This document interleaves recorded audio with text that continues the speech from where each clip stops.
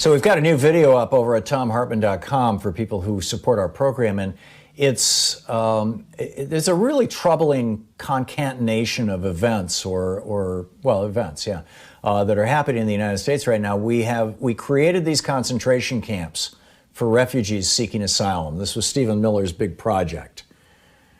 And we've got concentration camps for children, concentration camps for male adults, concentration camps for female adults. And now we've got this virus sweeping through the United States, and people are starting to die in these concentration camps, which has provoked ICE or whoever's running them to deport hundreds of the children back to the countries that they came from without their parents, which is mind-boggling, and in many cases carrying disease. This is serious stuff, and we need to be talking about it. The new video is over at thomhartmann.com.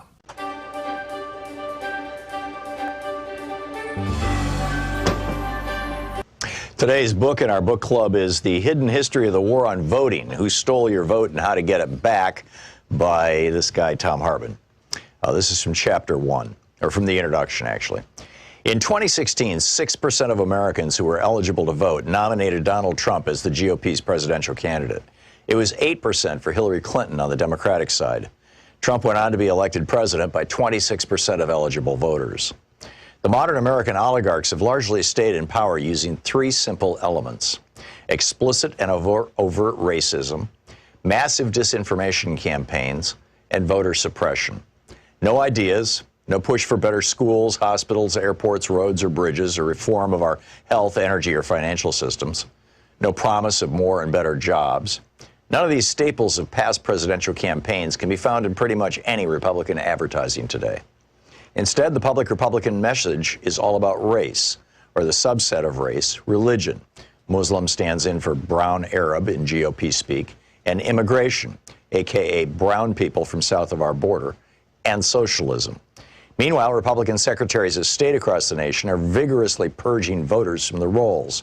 Over 17 million, more than 10% of America's active voters, in just the 2016-2018 period, according to NBC News. After the 5 Republican appointees on the U.S. Supreme Court gutted the Voting Rights Act in 2013, 14 GOP-controlled states moved within a year, some within days, to restrict access to the vote, particularly for communities of color, students, and retired people. In North Carolina, for example, 158 polling places were permanently closed in the 40 counties with the most African-American voters just before the 2016 election, leading to a 16% decline in African-American early voting in that state. An MIT study found that nationwide, Hispanic voters wait 150% longer in line than white voters, and black voters can expect to wait 200% longer in line to vote. In Indiana, then Governor Mike Pence's new rigorous voter ID law caused an 11.5% drop in African-American voting. Students are suing for their right to vote, and retired people who no longer drive but care passionately about their Social Security and Medicare are being turned away at the polls by the hundreds of thousands because their driver's licenses have expired. The obvious failure of 40-plus years of Reaganomics and GOP policies to maintain a functional middle class in America has been a problem for the modern GOP. In 1974, for example, the GOP had outright control of only 7 states. The message, elect us and we'll help the rich people, just didn't generally resonate with American voters. It's the reason why, outside of the fluke elections of 46 and 52, Democrats controlled the House of Representatives outright for 3 generations, from 1933 to 1996, and controlled the Senate for most of that time. Desperate to win the presidency for the GOP in 1968, Richard Nixon went so far as to commit treason by torpedoing a peace deal with President Lyndon Johnson that President Lyndon Johnson had worked out with the North and South Vietnamese.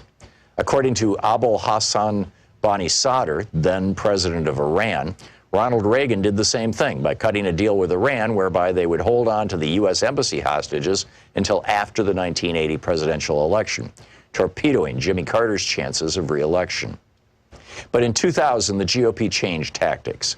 After Reagan was almost busted for his part in Iran-Contra, he testified that he had forgotten about details of the program more than 80 times. His growing Alzheimer's spared him an indictment.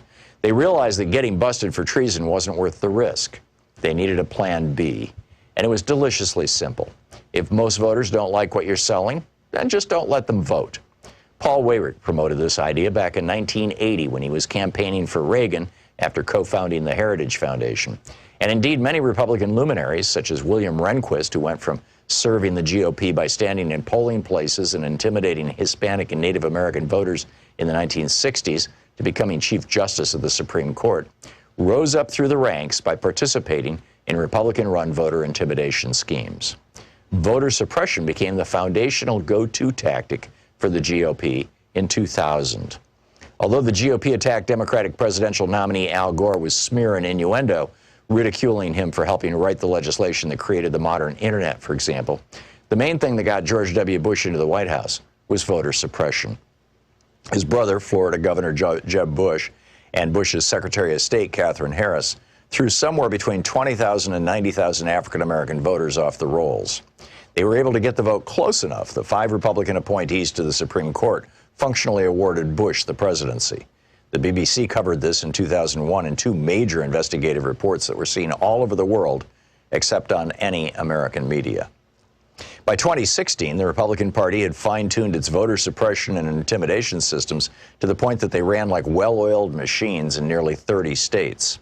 Between the 2012 and 2016 presidential elections, for example, Ohio had purged more than 2 million voters from its rolls, the vast majority, more than 2 to 1, in heavily African-American and Hispanic counties. The 5 Republican appointees on the Supreme Court ruled in 2017 that they could keep it up. And other states have since adopted their new tactic of caging voters. The book, The Hidden History of the War on Voting, by me.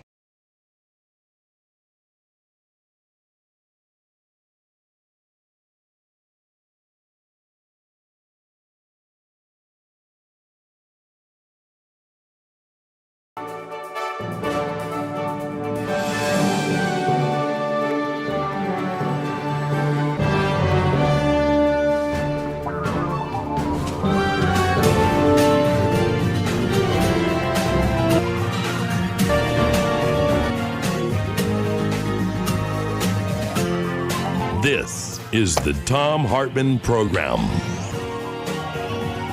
What does it feel like, Monday? Hey, happy Tuesday. Welcome back to the Thom Hartmann Program. We had a few days off, which was nice. Louise and I got a lot done, and I got some good writing done, and we fed a lot of geese and ducks here. It's remarkable. Ducks are the worst parents in the world, and geese do a pretty good job. But anyway, we're all learning, we're all growing, we're all, hopefully we're all making it through this. I mean, there are some very real and very serious challenges that we're all facing, frankly.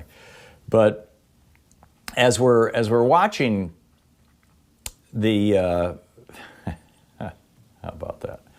As we're watching the Donald Trump campaign for president, and literally every single day now. It used to be 2-3 times a week. Now it's every single day I'm getting an email from Donald Trump offering to sell me a coloring book, offering to send me a certificate for my wall, offering to send me, just all kinds of stuff.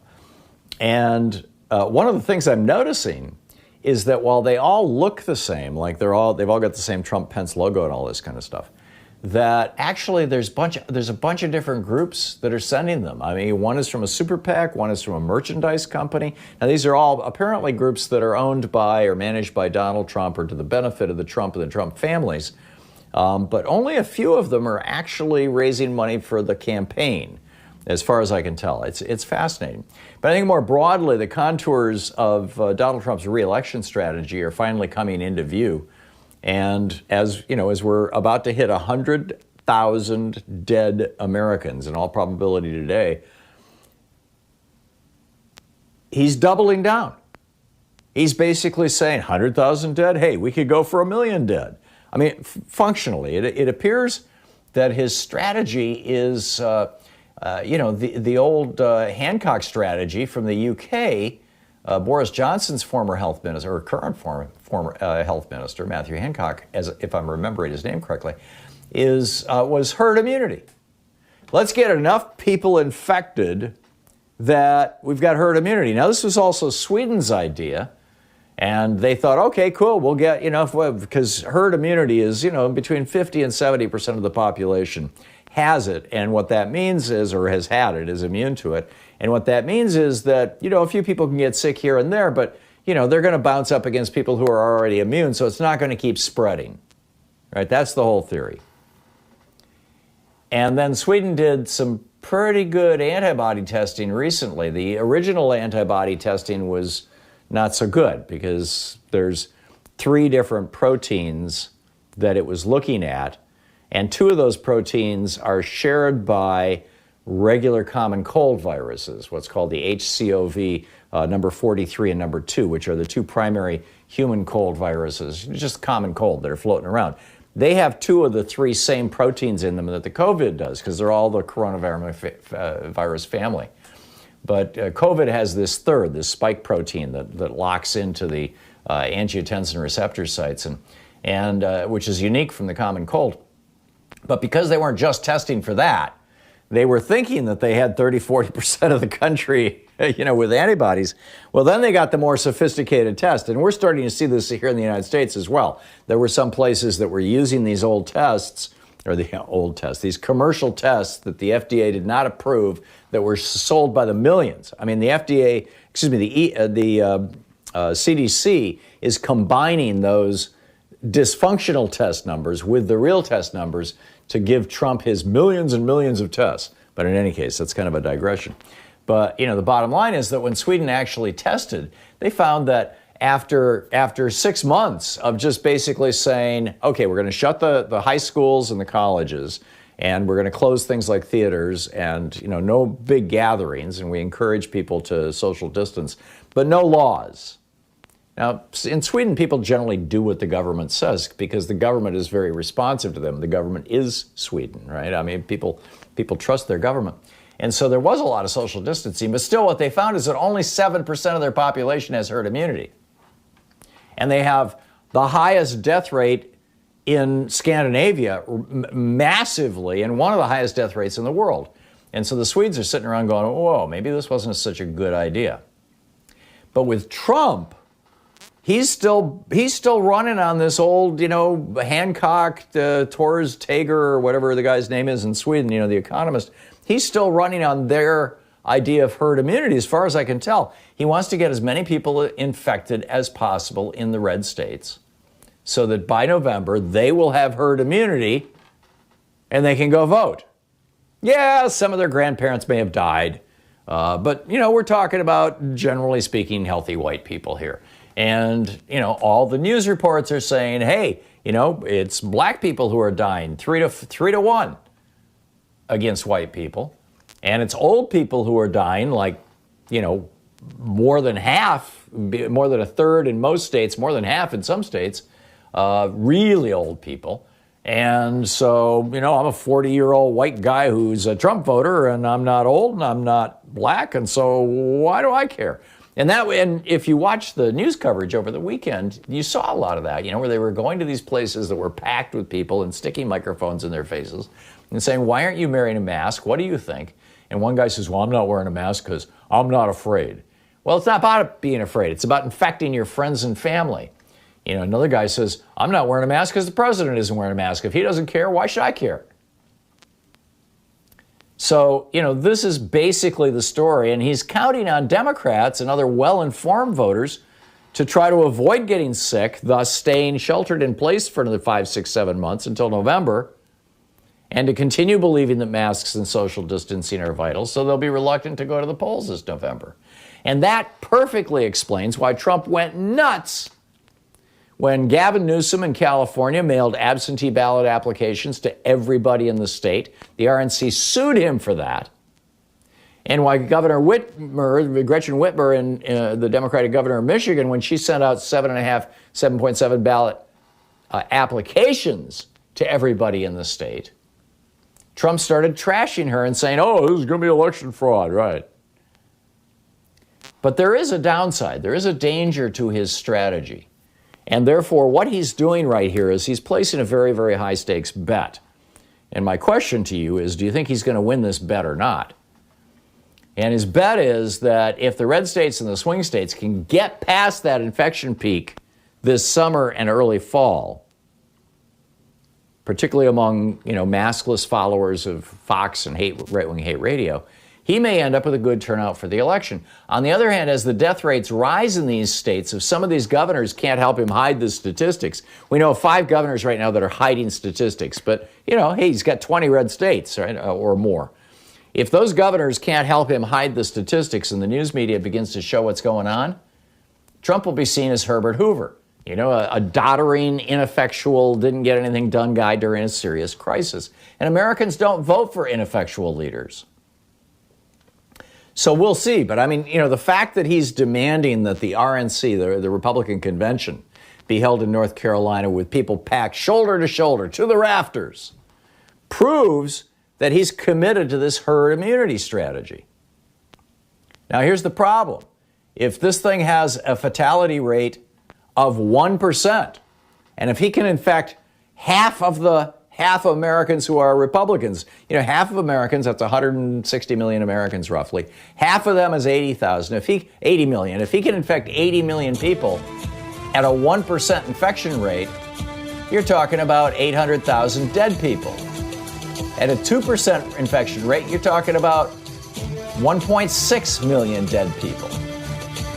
And it looks like the infection rate, or the death rate rather, versus the infection rate in the United States is way above 2%. So is he going to get away? If he tries to kill a couple million Americans and succeeds, will he get away with it? This is the Thom Hartmann Program. I mean, are Republicans going to say, yeah, okay, we're willing to see 1 million or 2 million people die in order to reelect Trump? What do you think?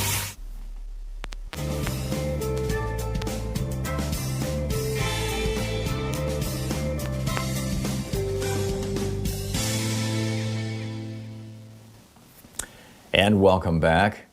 Omar in Herndon, Virginia. Hey, Omar, what's on your mind today?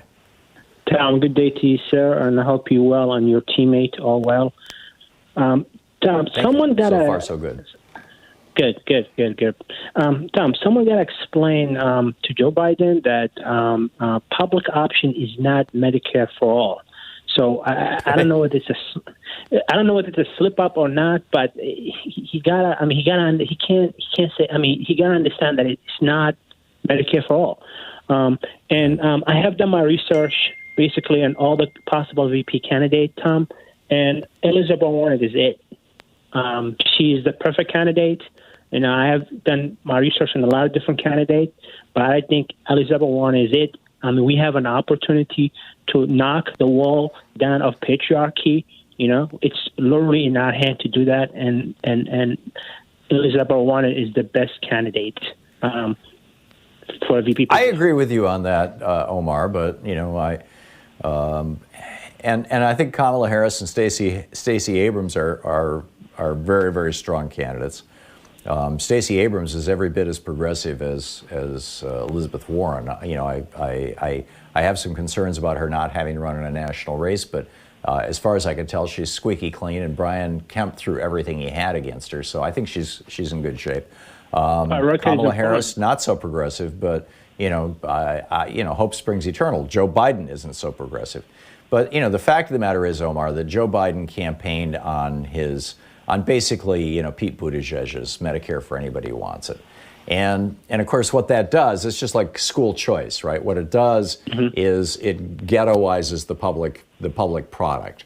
With the whole school choice thing that Betsy DeVos is pushing, the good students, in quotes, the gifted students, the students who grew up with privilege and wealth, those students go to the private schools. And the kids who really had a rough time that probably is going to affect their academic performance, they go to the public schools.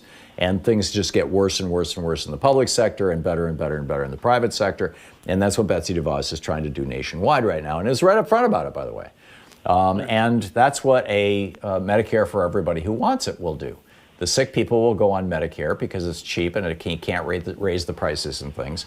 And the healthy people will go on Medicare Advantage, essentially. They'll go on the privatized system. In fact, they may well call it Medicare Advantage. and which will offer lower rates and extra benefits to younger, healthier people until they get sicker and older, at which point they'll be thrown out on the streets or they'll be thrown back into Medicare. And yeah. But see, that you've got to keep in mind, we're looking at this little window in time, this little moment in time. At this moment in time in the election of 1932, Franklin Roosevelt was saying that the biggest challenge America faced was the fact that we had a national debt. Right? And it was like a couple $100 million. I mean, we have to pay down the national debt. That's the most important thing. That's what Franklin Roosevelt was campaigning on in 1932. I mean, he was obviously talking about putting Americans back to work and things, but he didn't have any specific proposals to do it. And things change from the time that you campaign until the time you govern. Ronald Reagan never governed on gutting the middle class and killing unions. He governed, So I'm not so worried, frankly, about what's being said right now and the positions that are being taken right now. The key to this whole thing is going to be his vice presidential pick. And we'll see. Omar, thanks a lot for the call. It's coming up on 20 minutes past the hour here on the Thom Hartmann Program, broadcasting live from the great Pacific Northwest. We'll be back.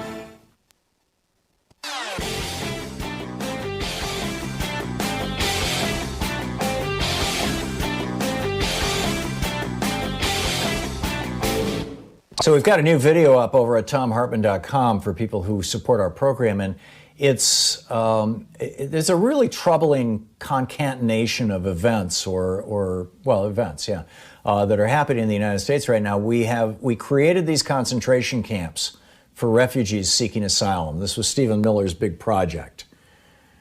And we've got concentration camps for children, concentration camps for male adults, concentration camps for female adults. And now we've got this virus sweeping through the United States, and people are starting to die in these concentration camps, which has provoked ICE or whoever's running them to deport hundreds of the children back to the countries that they came from without their parents, which is mind-boggling, and in many cases carrying disease. This is serious stuff, and we need to be talking about it. The new video is over at thomhartmann.com. Maybe there should be a separate holiday, but something to think about. You'll find a video about it over at thomhartmann.com.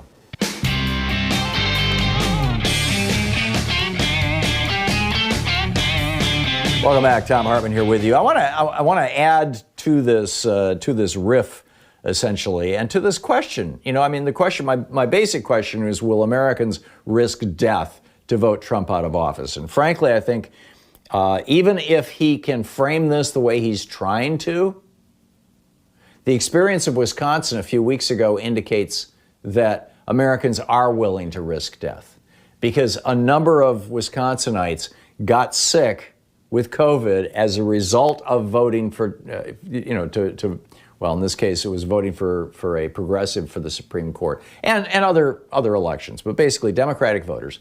A number of them got sick. We don't know if any died or how many died directly as a result of that, although maybe some of you in Wisconsin, maybe it's in your local news and I've missed it. But, I think the answer may be yes, but, we'll see. But the other part of this is now we've got, Kevin Hassett. Kevin Hassett is an economist. Economists tend, I don't want to pick on all economists, but he's just like one of these wonky number guys who seems more well-connected than he is to numbers than he is to human beings.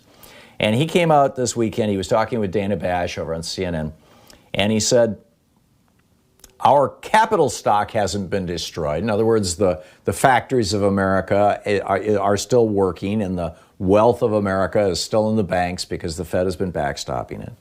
And then he continued and he said, and our human capital stock is ready to get back to work. Right. The last time I heard humans referred to as stock was back when they were being sold at the county fair on Saturdays, along with the sheep and the goats and the cows, right? Pre-1865. Is this really the way that these guys think? We're just stock. We're just livestock. I mean, we're alive, so we're just livestock, you and me. Frankly, I think it is. And one of the main arguments, and I really, this really shocked me, or didn't shock me, actually. It got me thinking, and it led me to what I'm about to share with you here in just a moment. Over the weekend, CNN was running around on the beaches and things, and running up and sticking microphones in people's faces and saying, "Why aren't you wearing a mask?"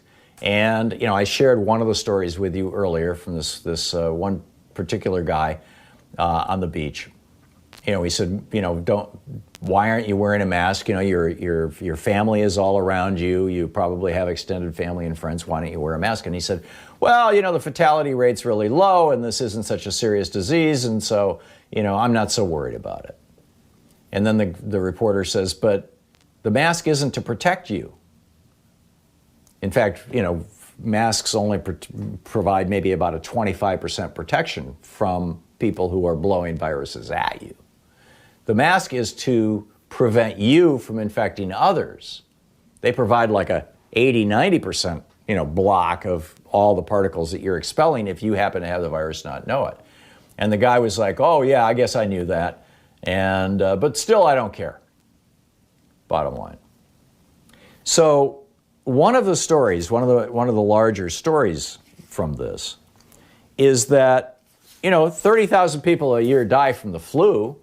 30, 40, 50, the number Trump quoted was 65,000 people die from the flu. So why are we all hysterical about 100,000 people dying from COVID? Which leads me to this amazing piece in Scientific American by Jeremy Samuel Faust, a physician.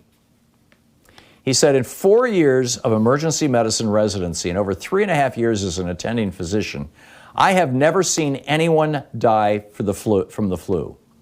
With one exception, I could only remember one tragic pediatric case. In 2018, over 46,000 Americans died from opioid doses, 36,500 died in traffic accidents, 40,000 died from gun violence. I see all those deaths all the time in my emergency room. But was I alone in noticing this discrepancy that I'm not seeing people with the flu die? I decided to call colleagues around the country who work in other emergency rooms. In my survey, not a single one could remember a single case of a person dying from the flu in their emergency room in their entire careers. So he says these numbers, 25,000 to 69,000 people who Trump cited who die every year, according to the CDC, from the flu, they are estimates based on an algorithm. They are not based on actual reported cases. He says if you go to the actual reported cases in the last 6 flu seasons, they range from 3,400 a year to 15,000 a year. He says we are overestimating flu deaths in order to encourage vaccination and good hygiene. And we are dangerously misleading the public in the process. He says, you've got bodies stacked in refrigerator trucks with COVID. We've never seen such a thing with the flu. So it turns out the vaccine industry, and this isn't a hit on them, I mean, they're making billions of dollars, is promoting the fact, and the flu is dangerous, deadly to older people, is promoting this. You're listening to the Thom Hartmann Program. Call 202-808-9925. And Trump is basically taking vaccine industry promotional statistics and comparing them to actual death counts.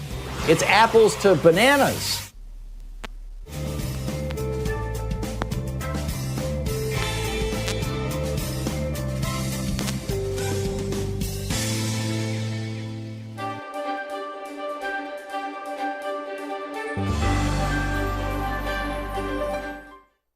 We're reading today from a book by David Sanger, the Pulitzer Prize-winning New York Times national security reporter. The title of the book is The Perfect Weapon, War, Sabotage, and Fear in the Cyber Age. We're reading from the preface.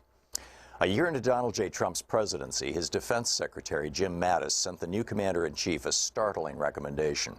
With nations around the world threatening to use cyber weapons to bring down America's power grids, cell phone networks, and water supplies, Trump should declare that he's ready to take extraordinary steps to protect the country. If any nation hit America's critical infrastructure with a devastating strike, even a non-nuclear one, it should be forewarned that the United States might reach for a nuclear weapon in response. Like most things in Washington, the recommendation leaked immediately. Excuse me. Many declared it a crazy idea and wild overkill.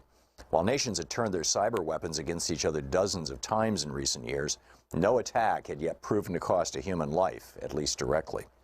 Not the American attacks on Iran's and North Korea's weapon programs, not the North Korean attacks on American banks, a famed Hollywood studio, and the British healthcare system, not the Russian attacks in Ukraine, Europe, and then at the core of American democracy. That streak of luck was certain to end soon, but why should Donald Trump or any of his successors take the huge risk of escalating a cyber war by going nuclear? The Pentagon's recommendation, it turned out, was the prelude to other proposals delivered to a president who values toughness and America first to use the nation's powerful cyber weapons far more aggressively. But it was also a reminder of how quickly the fear of devastating cyber attacks has moved from the stuff of science fiction and die-hard movies to the center of American defense strategy. Just over a decade before, in 2007, cyber attacks were missing entirely from the global threat assessment that intelligence agencies prepare each year for Congress. Terrorism topped that list, along with other post-9/11 concerns. Now that hierarchy has been reversed. For several years, a variety of cyber threats, ranging from a paralyzing strike on the nation's cities to a sophisticated effort to undercut public confidence in its institutions, has appeared as the nation's #1 threat on the list. Not since the Soviets tested the bomb in 1949 had the perception of threats facing the nation been revised so quickly. Yet Mattis, who had risen to 4-star status in a career focused in the Middle East, feared that the 2 decades spent chasing al-Qaeda and ISIS around the globe had distracted America from its most potent challenges. Great power competition, not terrorism, is now the primary focus of U.S. national security, he said in early 2018. America's, quote, competitive edge has eroded in every domain of warfare, including the newest one, cyberspace. The nuclear strategy he handed Trump gave voice to an inchoate fear among many in the Pentagon that cyber attacks posed a threat unlike any other, one that we had completely failed to deter. The irony is that the United States remains the world's stealthiest, most skillful cyber power, as the Iranians discovered when their centrifuges spun out of control, and the North Koreans suspected as their missiles fell out of the sky. But the gap is closing. Cyber weapons are so cheap to develop and so easy to hide that they've proven irresistible. And American officials are discovering that in a world in which almost everything is connected, phones, cars, electrical grids, and satellites, everything can be disrupted, if not destroyed. For several years, the thinking inside the Pentagon was that only nations with nuclear weapons could threaten America's existence. Now that assumption is in doubt. In almost every classified Pentagon scenario for how a future confrontation with Russia and China, or even Iran and North Korea might play out, the adversary's first strike against the United States would include a cyber barrage aimed at civilians. It would fry power grids, stop trains, silence cell phones, and overwhelm the internet. In the worst-case scenarios, food and water would begin to run out. Hospitals would turn people away. Separated from their electronics and thus their connections, Americans would panic and turn against one another. The Pentagon is now planning for this scenario because it knows many of its own war plans open with similarly paralyzing cyber attacks against our adversaries, reflecting new strategies to try to win wars before a shot is fired. Glimpses of what this would look like have leaked out in recent years, thanks partly to Edward J. Snowden, partly because of a mysterious group called the Shadow Brokers, suspected of close links to Russian intelligence, to obtain terabytes of data containing many of the tools that the National Security Agency used to breach foreign computer networks. It didn't take long for some of those stolen cyber weapons to be shot back at America and its allies in attacks whose bizarre-sounding names, like WannaCry, suddenly appeared in the headlines every week. Yet the secrecy surrounding these programs obscures most public debate about the wisdom of using them or the risks inherent in losing control of them. The government's silence about America's new arsenal and its implications poses a sharp contrast to the first decades of the nuclear era.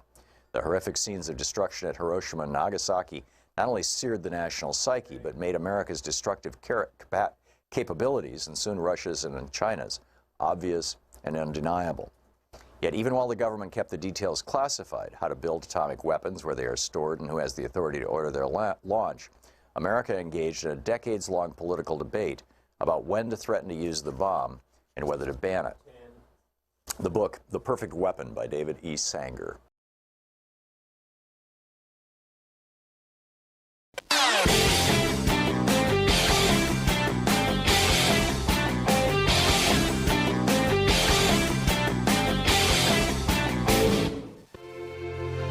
Coming up on the Science Revolution this week, what can we learn from a 17% drop in greenhouse gas emissions during the coronavirus? The president of Mercy for Animals, Leah Garces, drops by about the millions of animals that will be culled by suffocation, drowning, and shooting. She's concerned about the inhumane way we're dealing with the closure of meat plants, and so am I. Author and Professor Seth Abramson is here about why Trump says he's taking dangerous drugs during the pandemic and how much money he might be making doing it. The Sierra Club's Ben Cushing is talking to me about the banks being under fire for fossil fuel financing. When will it end? Tune into the Science Revolution wherever fine podcasts are available.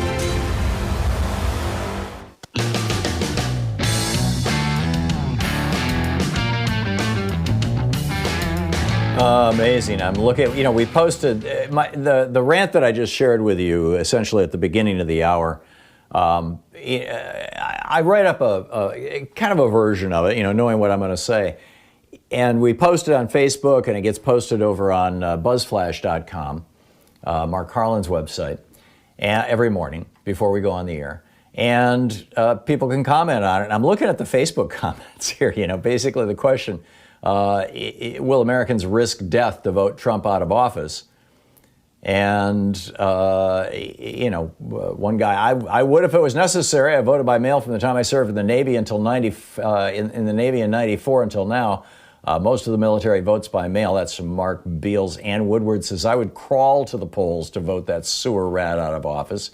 But I don't have to because I live in Washington State, vote by mail. Sharon King says, soldiers have died for our right to vote.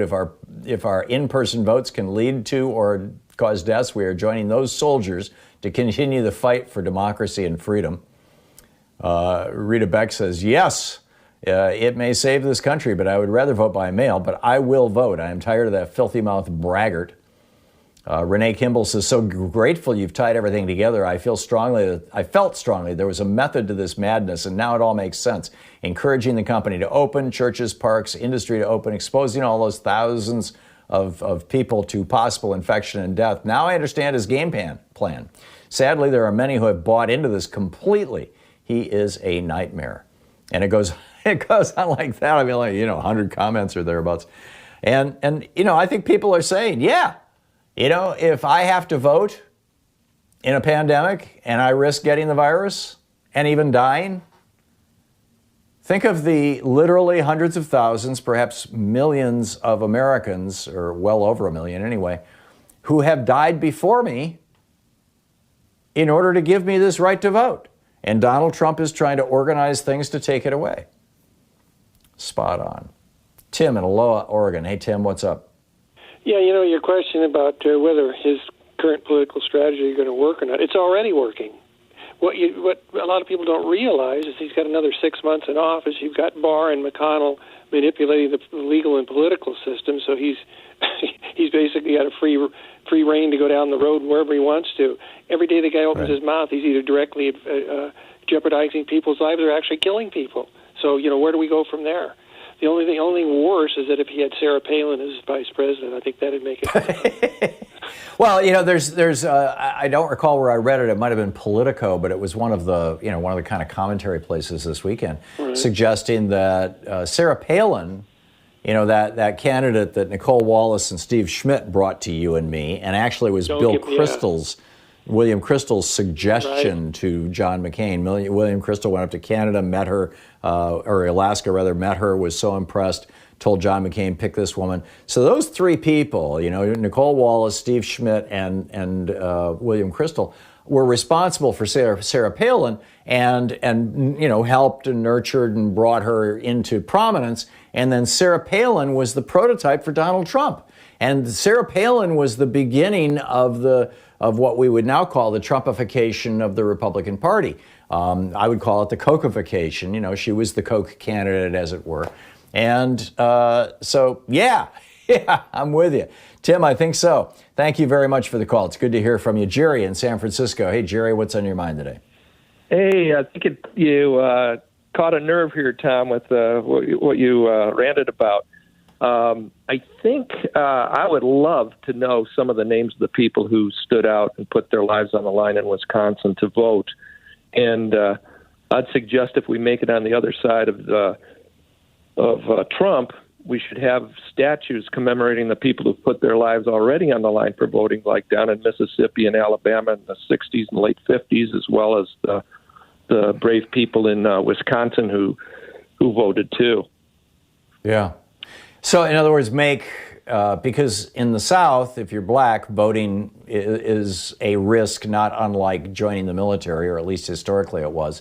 And pretty much everywhere right now, voting is at least as risky as, if you look at the death rate, 100,000 dead Americans, that's a higher percentage of a higher number of Americans dead. I'm not sure if as a percentage of people who actually showed up to vote versus the number of people who went to Vietnam. But that's a higher death rate than Vietnam, Korea, Afghanistan, and Iraq, and Panama, and I'm trying to think of any other naked conflicts. Oh, and what's that island with the medical school that Ronald Reagan saved? Oh yeah, Grenada. Grenada, thank you. You add all those together, I think maybe one guy died in Grenada. You add all those things together, and Trump has killed more people than every war since 1950, basically, or every war since 1948. And we're closing in on World War I. Yeah. We're closing in on World War I. It is absolutely mind-boggling. And frankly, 700,000 Americans died in World War II. And if Trump continues this strategy, it's taken less than 3 months to go from 11 deaths to 100,000 deaths. Less than 3 months. So that's a doubling. So will the next doubling, it's May, June, July, August. In August, we'll be at 200,000. The next doubling, September, October, November, we're at 400,000. And that would be 400,000 plus, the 200,000 plus the 100,000. We're almost at 1 million. I think it's not inconceivable if Trump continues this strategy, if the red states continue this, and frankly, I don't think it's sustainable, because I think when you start seeing rural, white, NASCAR people dying in droves, suddenly Fox News is going to get religion, I believe. But God only knows. He's got Ron DeSantis hiding the numbers in Florida. He's got Steve Ducey hiding the numbers in Arizona. He's got, or is it Steve Ducey? Governor Ducey, whatever his first name is.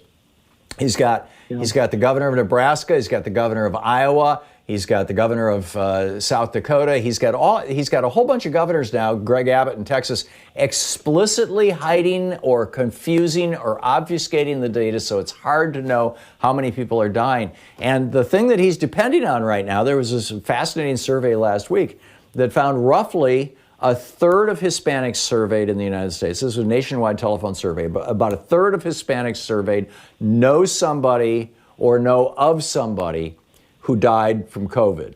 A little, just slightly less than a third, a little more than a quarter of African Americans in the United States know somebody or know of somebody. In other words, an acquaintance or an acquaintance, a second order acquaintance, know somebody or know somebody who has died of the virus. And if you ask, do you know somebody who got sick with it, the numbers just are vastly higher.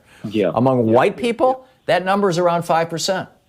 In other words, white Americans have not yet been hit by this in a way that hits them at home, where they actually know somebody. Things don't get real. It's like, I remember when I was a kid and a friend of mine was killed by a drunk driver, and suddenly drunk driving got real for me. It's like, this is just the human condition, right? If something's not affecting us or the people we know, we think it's not that important or it's not real. And that's, in my opinion, that's what's going on. So It's amazing stuff. Anyhow, Jerry, thanks for the call. Dave in Federal Way, Washington. Hey, Dave, your thoughts? Yeah, hey, Tom. First, I just wanted to say real quick that, they've been going over the coronavirus spikes, in the various states. And the whole time they were going over that, I was like, man, Hartmann's been talking about that for 2 weeks, and you were spot on. I mean, it's almost uncanny how accurate you were, because I agreed with you like 90%, but with population density. That's orthodox thinking on my part. There doesn't necessarily have to be population density for a virus to, reemerge. But anyways, my main point was... well, if I could just add something to that, Dave. Hong Kong has the highest population density in the world, right? Far more dense than New York City, Hong Kong. And there are fewer than a dozen deaths, if my recollection is correct, in Hong Kong. Total, all this time. Yeah, that's why you're good. You're good, Tom. But I wanted to call and get your opinion on this Open Skies Treaty that Trump pulled out of.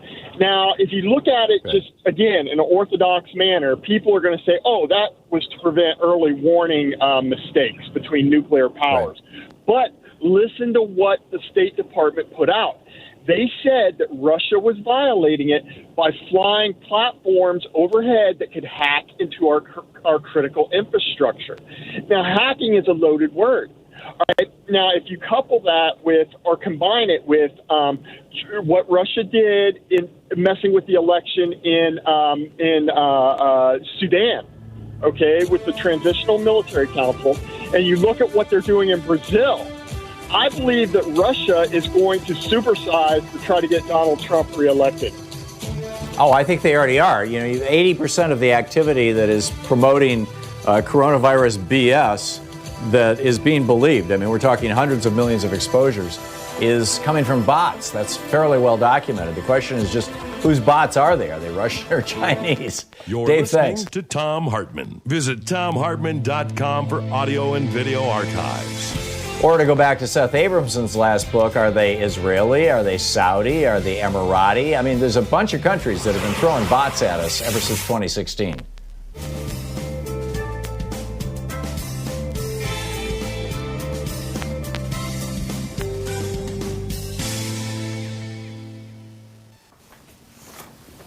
And welcome back.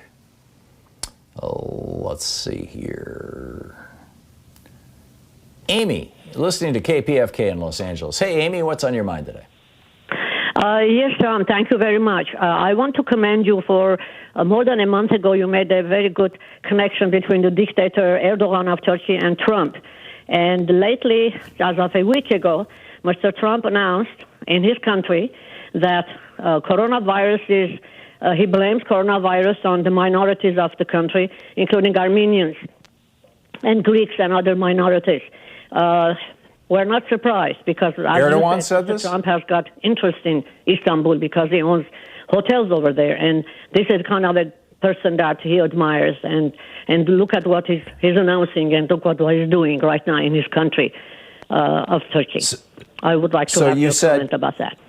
Yeah, you said he announced that the minorities in Turkey were responsible for the spread of the COVID. Yes. Was the he Donald Trump or was the he Erdogan? Erdogan of Turkey. Erdogan. He said Armenians are responsible for the coronavirus in Turkey. Yes, he announced that. He's going to revive the Armenian genocide.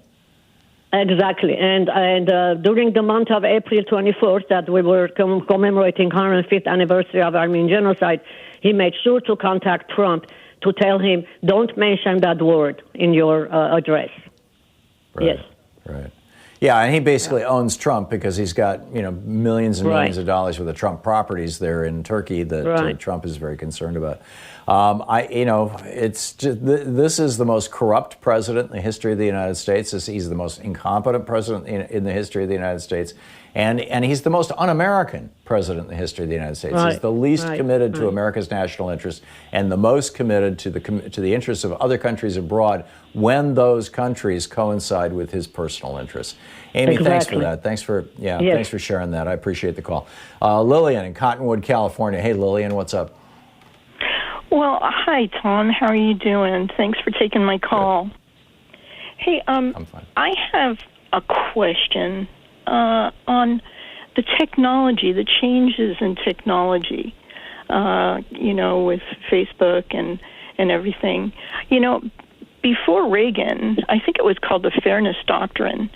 If people, did an editorial, they had to show the opposing viewpoint.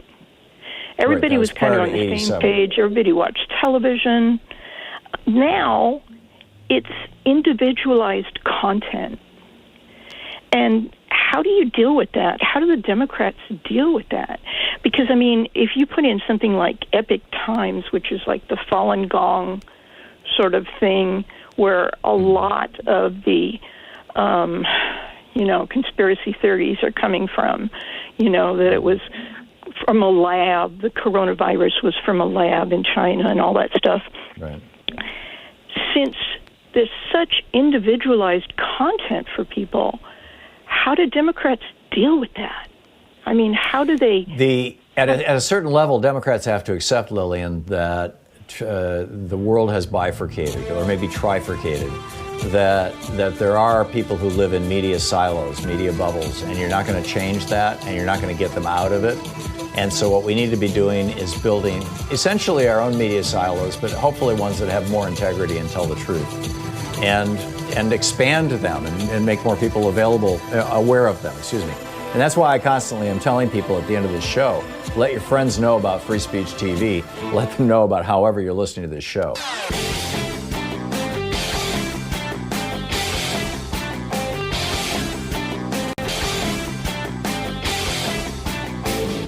Hey, Thom Hartmann here. I have a new book out. It's called The Hidden History of Monopolies, How Big Business Destroyed the American Dream, and Ralph Nader wrote the foreword. It's available for pre-order wherever you find fine books. Hey, we have a brand new video up at thomhartmann.com for the people who are subscribers or supporters to our program.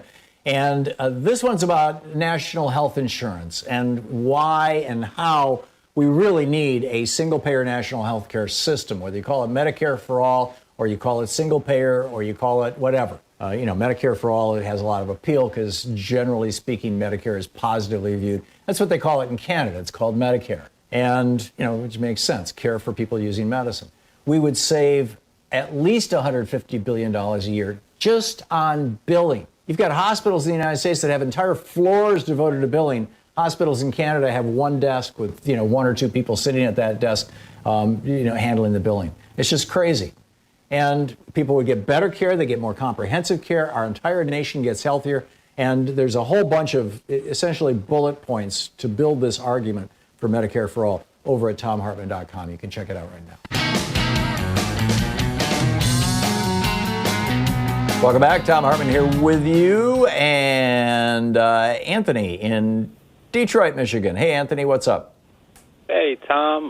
Not much. I was wondering if you knew anything about, the supposed lawsuits with the Missouri and now Mississippi attorneys general trying to sue, I don't know what, China or the Communist Party, and they said, if regardless of whether or not, they participate in the lawsuit, they could lose by absence, theoretically, and then the United States could seize, huge Chinese assets here. I'm like, seems pretty ridiculous to me. Is this are these lawsuits, Anthony? I am unfamiliar with this. Are these lawsuits grounded in the notion that the virus losses in these states are the fault of the Chinese? Exactly, yeah. Like, I'm looking at one article from a local Mississippi station that says, violations of the Mississippi Consumer Protection Act and the Mississippi Antitrust Law against, I guess, the party that... Yeah, these are purely political, Anthony. They have no chance of succeeding in court. But it's another way of getting a news story in your local newspaper saying that this is not Donald Trump's fault, it's the Chinese fault. And that's, Trump can't take responsibility for anything, never has in his whole entire life. And so he's got to find somebody to blame. And he's decided that China is a good, blamable group. So, let's go after China. And, I would hope that most Americans would see it for what it is, but God only knows. Anthony, thanks for the call. Monty in Logan Martin Lake, Alabama. Hey, Monty, what's up? Hey, Tom, how you doing today? I was going to call and kind of disagree with you, and I'm not real sure that I'm right, but I think you'd go at him politically like this. I think that Donald Trump is a sociopathic serial killer, and he's going after the low-hanging fruit, which is his followers.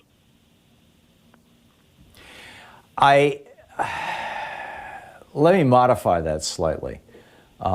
I think that Donald Trump is a sociopath, and it's not just my opinion. I mean, this is the opinion of literally dozens of medical professionals who got together and wrote a book about it. You know, psychiatrists, psychologists. We've had several psychologists and Justin Frank, professor of psychiatry at George Washington University on this program, multiple times, all asserting that Trump is a classic sociopath and probably a classic psychopath. What that means is a sociopath is a person who basically doesn't experience normal human emotions, who doesn't view other people. I mean, you know, they experience those emotions, but not in the context of other people, only in the context of themselves. So they're capable of feeling embarrassed, or they're capable of wanting or lusting or loving or anything like that, but only out of their own self. They can't imagine that other people also can fall in love. Other people can also grieve. Other people can also mourn. They think other people are just kind of going through the motions because that's what society expects. I mean, these are literally the internal stories that psychopaths tell themselves. So in that context, there's a kind of a fine line between a serial killer and somebody who can simply accept multiple millions of deaths. And that not quite a serial killer, but definitely a sociopath. I think that's what you saw with Joe Stalin. I think that's what you saw with Adolf Hitler, although Hitler delighted in killing people. He was probably a serial killer as well. I think that's what you saw with George W. Bush, and I think that's what you're seeing with Donald Trump. People who are willing to allow people to die to advance their political purposes, to advance their own wealth. I think you see this with a number of CEOs, particularly in the tobacco industry and in the oil industry. People who, you know, they're not sitting around delighting in the death of people, but they don't mind. It's perfectly acceptable to them. So that would be my take on it, Monty. Have I convinced you, or do you still think he's a serial killer? I think he actually delights in it. Yeah. Well, it may be. I mean, you know, he finds glory and happiness in some very, very strange places. So it's possible. Monty, thanks a lot for the call. Michael in Bronx, New York. Hey, Michael, what's up? Hi, Tom. You know, just first to piggyback on what Monty was saying, I understand what he's coming from. Simply the fact that Trump always resorts to his tweets. He knows he has a following, and then when he has that thing of liberate, and always injecting the Second Amendment thing, you saw what happened in Michigan. You've seen what's happening in these other Democratic-led states with these people coming armed with guns and very high hostility, being violent when they're verbally. He's encouraging domestic terrorism, Michael. Right, exactly. So, and then when you have the situations like in Charlottesville that happened years ago, I mean, which was domestic terrorism. Yeah.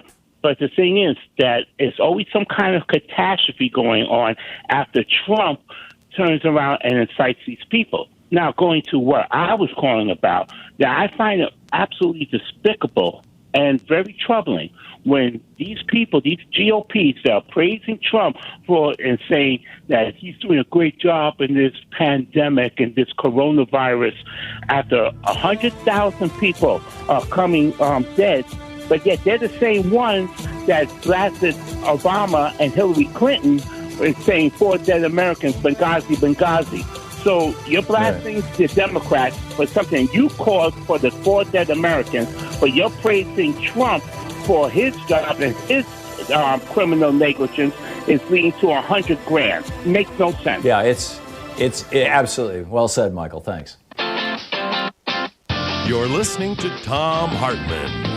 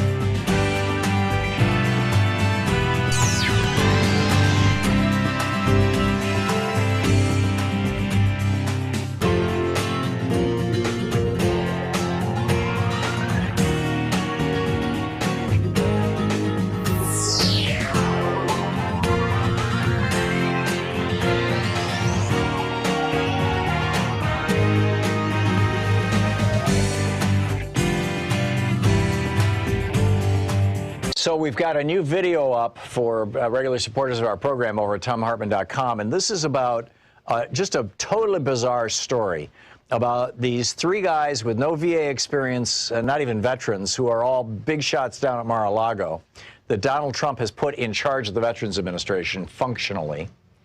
And their association, one of them is the head of Marvel Entertainment, their association with Johnson & Johnson and the New York Stock Exchange, and Johnson & Johnson, the big drug company, taking this very, very cheap chemical, ketamine, tweaking the molecule a little bit, and rolling it out as a new anti-suicide drug, Spravato, that in clinical trials caused 6 people to die, 3 of them by suicide, and none of the people taking the placebo to die. And now Trump is telling the VA, you have to buy this highly inflated price drug from Johnson & Johnson, and the Democrats want to know what's up with the VA crowd guys. Check it out. It's at ThomHartmann.com. Thank you.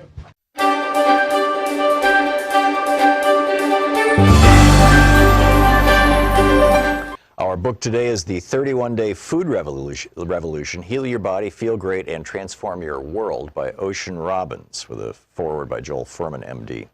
This is from the introduction. Let me call it like it is. We live in a toxic food culture. It's led us to epidemic rates of obesity, heart disease, cancer, type 2 diabetes, and Alzheimer's. Things have gotten so bad that most people think it's normal to have at least a few extra pounds around the middle, to depend on an ever-growing supply of prescription medications, and to lose a little more memory and mobility with every passing year. This may be typical, but it sure as heck doesn't have to be normal. Eating food is mandatory, but suffering from brain fog, living with ever-declining health, and feeling like crap are not. The fact is that right now, hundreds of millions of people are hurting from diseases that never, ever needed to happen in the first place. Dangerous changes have been made to our food supply in just the last 25 years that impact how your food is grown and processed and how safe it is to eat. The status quo is driving small farmers out of business, forcing animals to live in deplorable conditions, and producing food that's making us sick. The medical industry and the processed food industry are earning trillions of dollars in a system that's devastating lives and threatening the very future of life on our planet. It's my mission to help put an end to this madness by sharing the truth about food and helping eaters put it into action. That's why I founded the 500,000 plus member Food Revolution Network, and it's why I wrote the book you now hold in your hands. In some ways, I might seem like a pretty unlikely food revolutionary. After all, in 1953, my grandfather, Irving Robbins, joined with his brother-in-law, Bert Baskin, to found the 31 Flavors ice cream company, Baskin-Robbins. In case anyone on the planet missed the memo, we're now pretty clear that ice cream is not a health food. But back in the 1950s, as my grandpa was pumping out delicious flavors by the dozen, not much was known about the connection between food and health. Up until then, most people seemed content with 3 flavors, vanilla, chocolate, and strawberry. My grandfather was a consummate entrepreneur, and he set his heart on offering consumers many more options, 31 to be exact, 1 for each day of the month. My dad, John, grew up with an ice cream cone-shaped swimming pool. Sometimes he even ate ice cream for breakfast. He was groomed from early childhood to one day run the family company. My dad's youthful innovations included Jamocha Almond Fudge, one of our company's most iconic flavors to this day, and the rollout to all the stores of the famous pink spoons that enabled customers to enjoy free samples. But in 1967, my grandpa's brother-in-law and business partner, Bert Baskin, became very ill. His doctors informed him he was dying of heart disease. I never knew my great-uncle Bert because he passed on a short time later, 6 years before I was born. But I do know that he was one of the greatest entrepreneurs in American history. He had tremendous wealth, a business he enjoyed, and a family he loved. And he ate a lot of ice cream. And in the end, he lost his life and his health at the age of 54. Grandpa Irv was faced with a choice. He could sell the company for a large sum of money, or he could keep the company in the business and take on my dad, then about to turn 20, as a business partner. Grandpa Irv chose to invite his son aboard. But my dad declined his father's invitation, walking away from Baskin-Robbins and from any access to or dependence on the family wealth. For him, it was a choice for integrity, and it's a choice I've always respected. My dad had seen ice cream bring smiles to a lot of people, but he also knew that unhealthy foods could fuel devastating consequences, and he didn't want to spend his life selling a product that might contribute to more people suffering and dying before their time. So he left a path that was practically paved with gold and ice cream to follow his own rocky road. My dad had suffered from polio as a child and grew up frequently fatigued and ill. In the 1960s, he fell in love with my mom in Berkeley, and the two of them set out on a healthy living path. They stopped eating processed foods, they gave up ice cream, and they based their diets on vegetables and whole natural foods.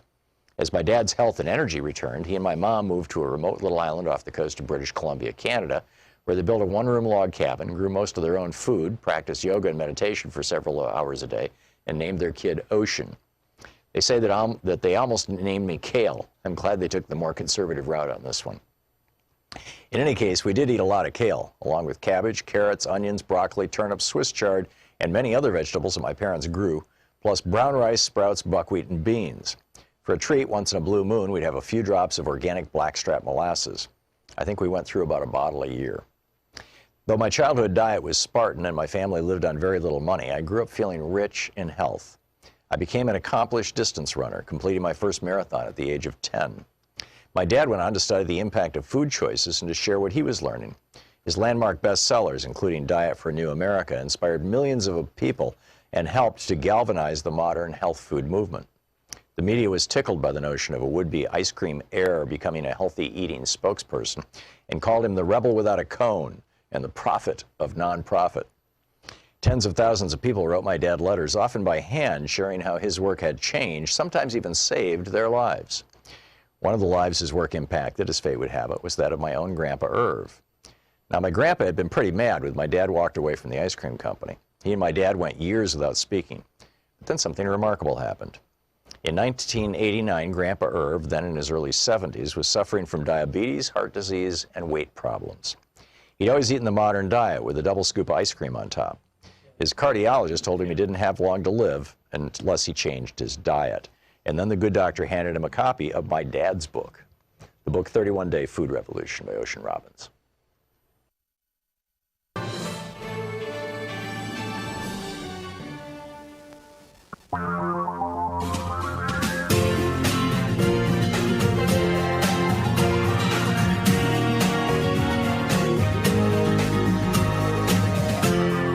This is the Thom Hartmann Program. Welcome back. Thom Hartmann here with you. On the line with us, Bakari Sellers. Bakari is an attorney with Strom Law. He's a CNN political analyst.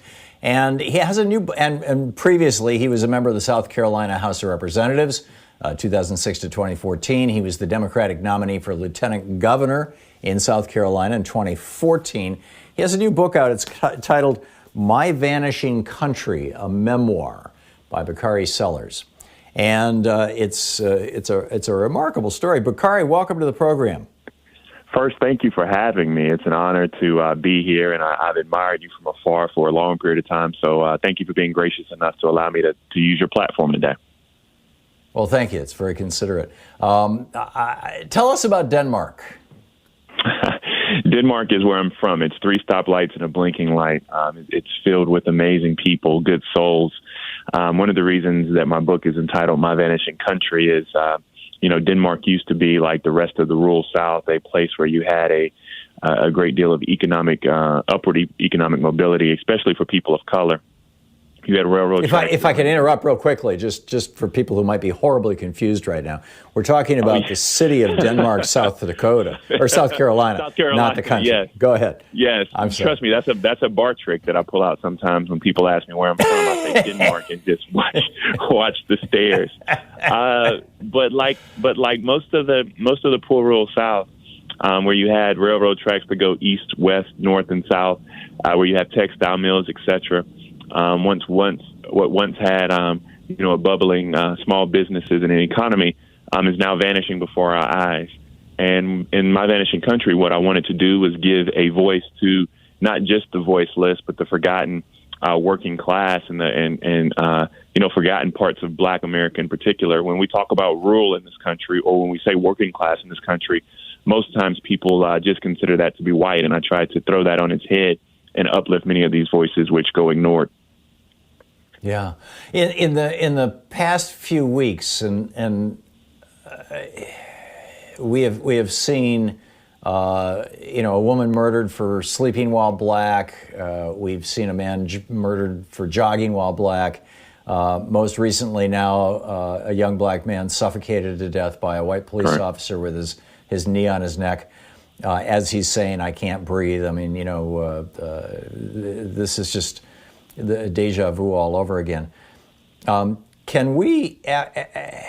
And states are opening up and all this sort of stuff, and I think that there's a lot of kind of repressed emotion coming out right now too. We're seeing people screaming at each other in supermarkets over wearing masks and things, which is minor, obviously, compared to killing black people. But it seems like there's this kind of whole cloth thing going on across this country that's being exacerbated with the coronavirus of division and fear and hate that has been stoked for, obviously for centuries in this country, but for political purposes in a big way in the modern era, particularly since Brown v. Board and all the Fred Koch paying for those billboards all across America, impeach Earl Warren.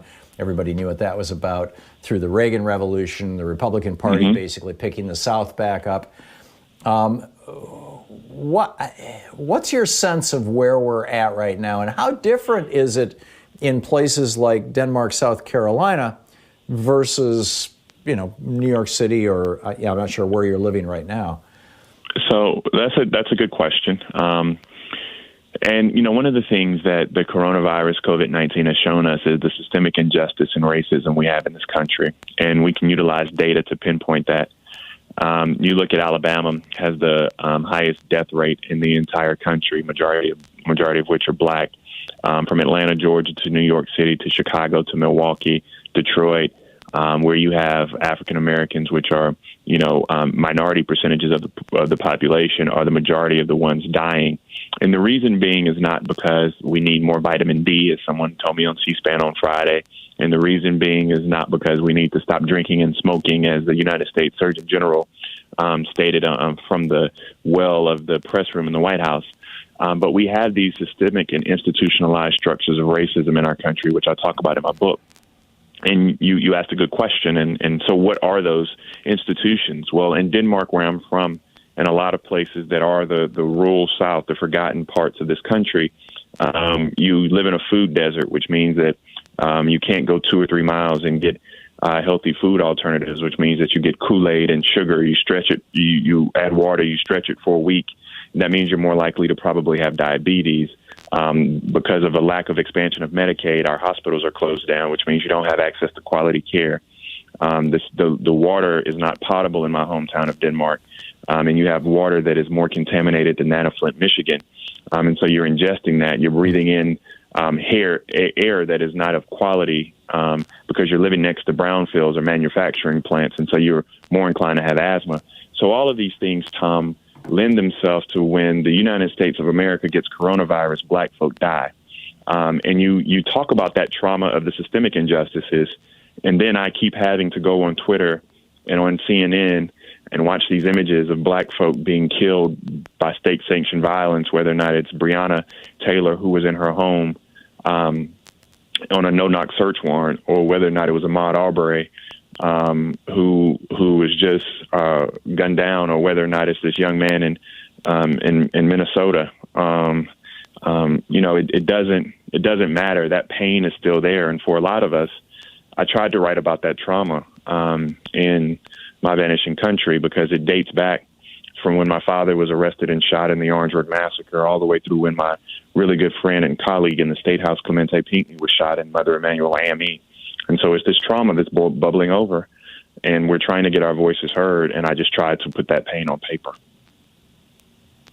We're talking with Bakari Sellers. His new book is just absolutely remarkable. It's titled My Vanishing Country, a memoir, and extraordinarily readable.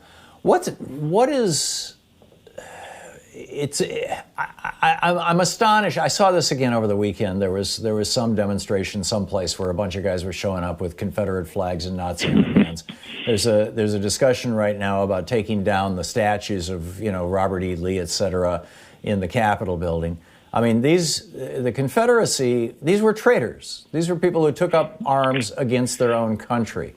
And you mean it wasn't the war of northern aggression? It wasn't the war of northern aggression.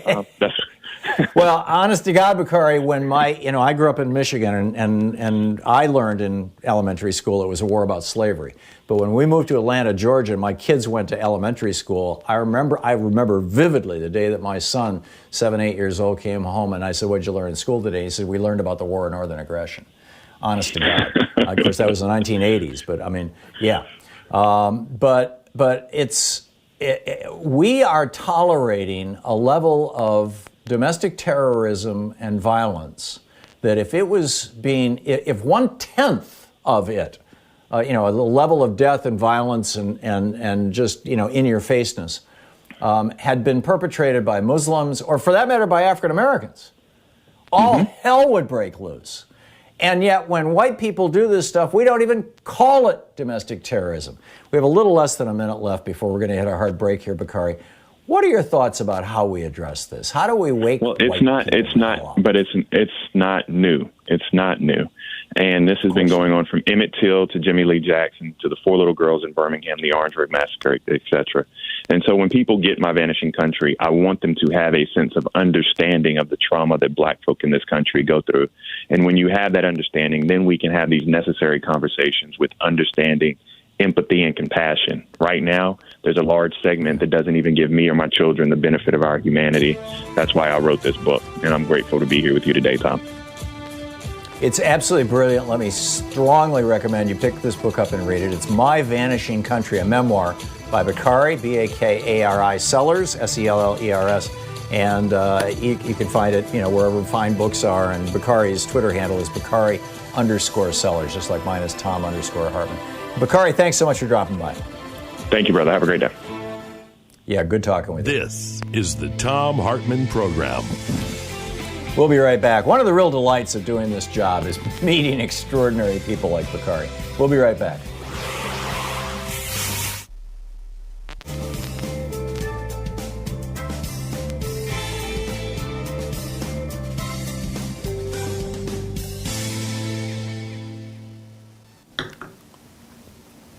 And welcome back. Let's see here. Chaz, in Lakewood, Washington. Nastrovia, Chaz. Nastrovia, it's a beautiful day in Trumpistan. Glorious day in Trumpistan. Huh? Indeed. I'll down here, Chaz. I'll let you do my show. I like 100,000 Americans killed. Comrade Putin must be delighted. Well, I have wondered out loud on this program whether Donald Trump is merely acting in the best interest of Donald Trump or whether he is dancing to the tune of somebody else. And, probably Putin's at the top of that list, although... Yeah. How many books are going to be written after the Trump administration wraps up? But I want to follow on Mr. Sellers' platform here. I grew up in the Bay Area, and it's a very rich, diverse neighborhood. And it just kind of breaks my heart that we've got people saying that Republicans are good for blacks when, trying to, like you've said, name the best legislation for blacks they ever came up with, and 1,000 polling places closed or purge 1 million. But how many black Democrat reps are in Congress? You know about how many? I don't. It's over 50. It's like 54. 54. You know how many black reps the GOP has? One. Can you believe this? Why are outcomes so bad for black and conservative states? And if blacks have it so good, then why aren't these people willing to trade places with them? Tom, I'd just like to have one day where blacks are not subjugated in America. Yeah, well, I think the easy answer, Chaz, is that the Republican Party has been using white racism as one of their 3 keys to winning elections. Number one, trash people of color, and not just African Americans. I mean, Trump demonstrated that by going after Mexicans or Hispanics. But number one is racism. Number 2 is misogyny. Just clear, dislike and hatred of women, and they played that card. 50% of the population. Right, and they played that card hugely with Hillary Clinton, and it worked very well. And you know that by 2050, half of America is going to be Hispanic. Right. And then number 3 is religion. And you saw Donald Trump, who probably has never gone to church in his life outside of for display purposes. In other words, I don't believe that Donald Trump has ever in his life gone to church because he wants to be there. He wants to participate in the service. and him saying, churches are essential. We need to reopen our churches. Like, I can understand Mike Pence saying that. Mike Pence, probably prays 3 times a day or whatever. But Donald Trump, really? Mr. Grab him by the whatever? I mean, I don't think Donald Trump has ever come up with an idea on his own. Somebody is sitting in his ear going, God, you would be the greatest president ever if you just did everything we say. Yeah. Well, he knows which side his bread is buttered on. He needs angry white men who don't like people of color. And some angry white women who don't like people of color. He needs men who want to subordinate women, and women and that small percentage of women who actually want, we've had some of them on this program, the old independent women's forum group, who want to just be, barefoot and pregnant. And the Christian bunch, they're the so-called Christian bunch, the right-wing Christian bunch. Chaz, good talking to you. Thanks a lot for the call. We'll be right back.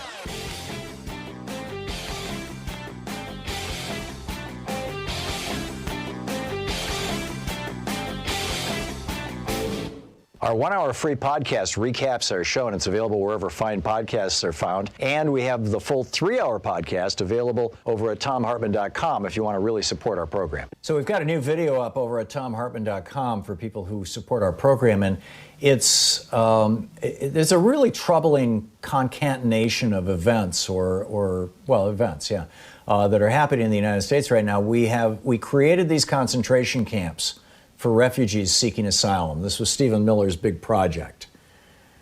And we've got concentration camps for children, concentration camps for male adults, concentration camps for female adults.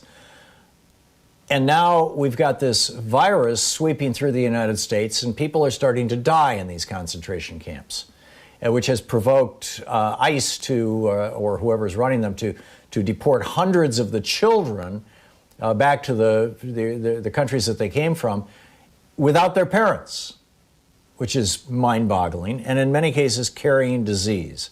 This is serious stuff, and we need to be talking about it. The new video is over at thomhartmann.com.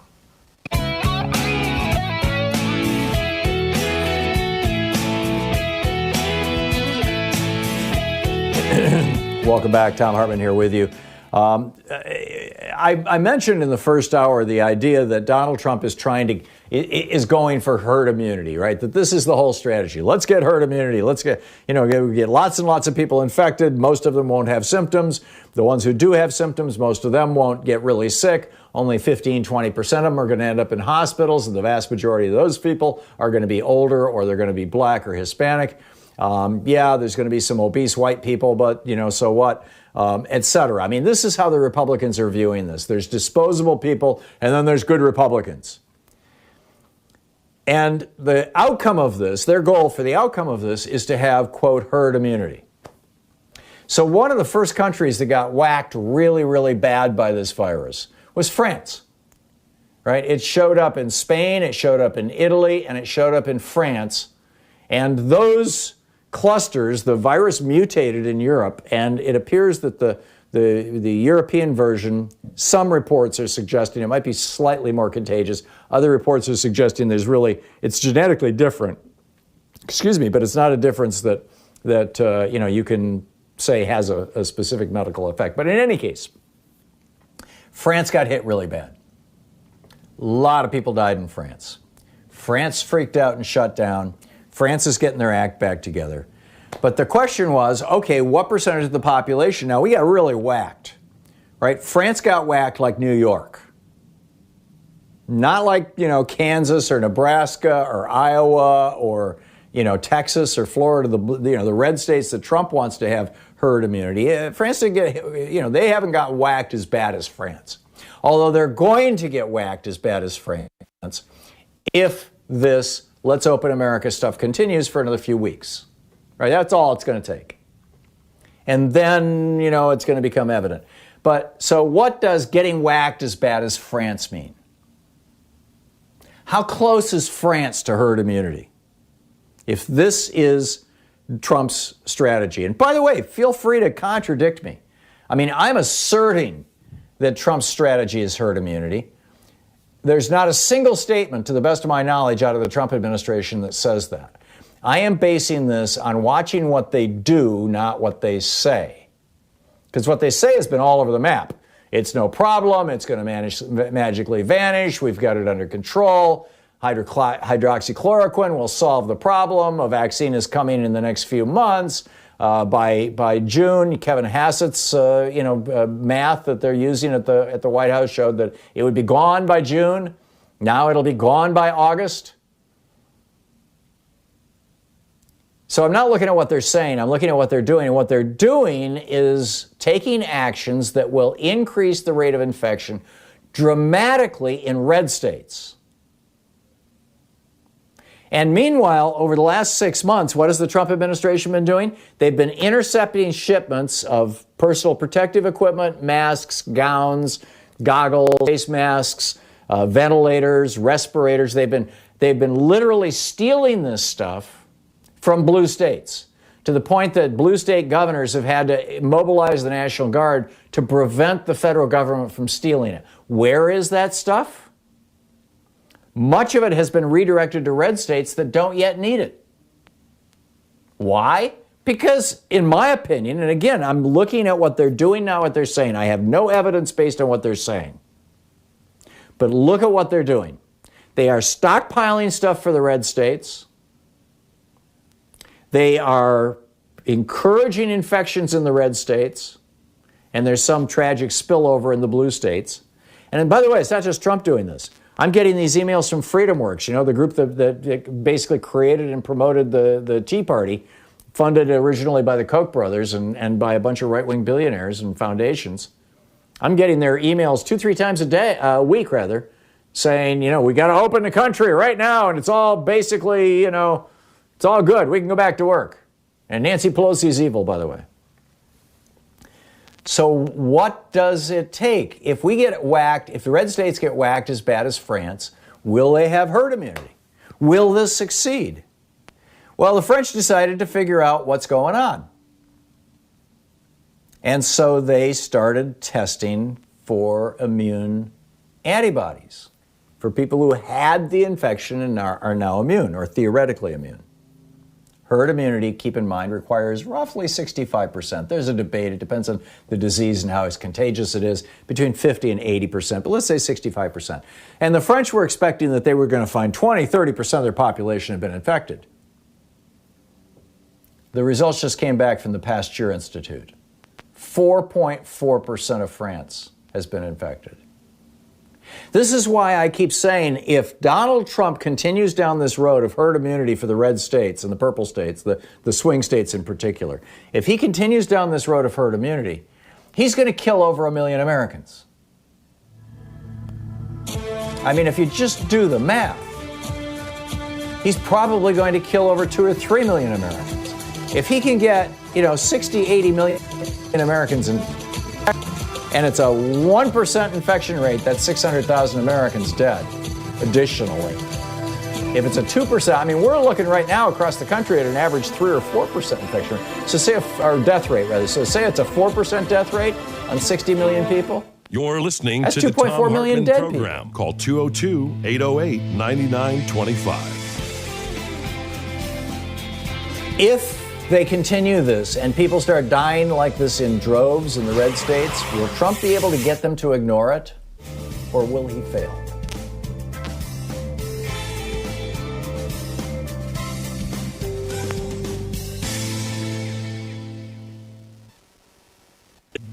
This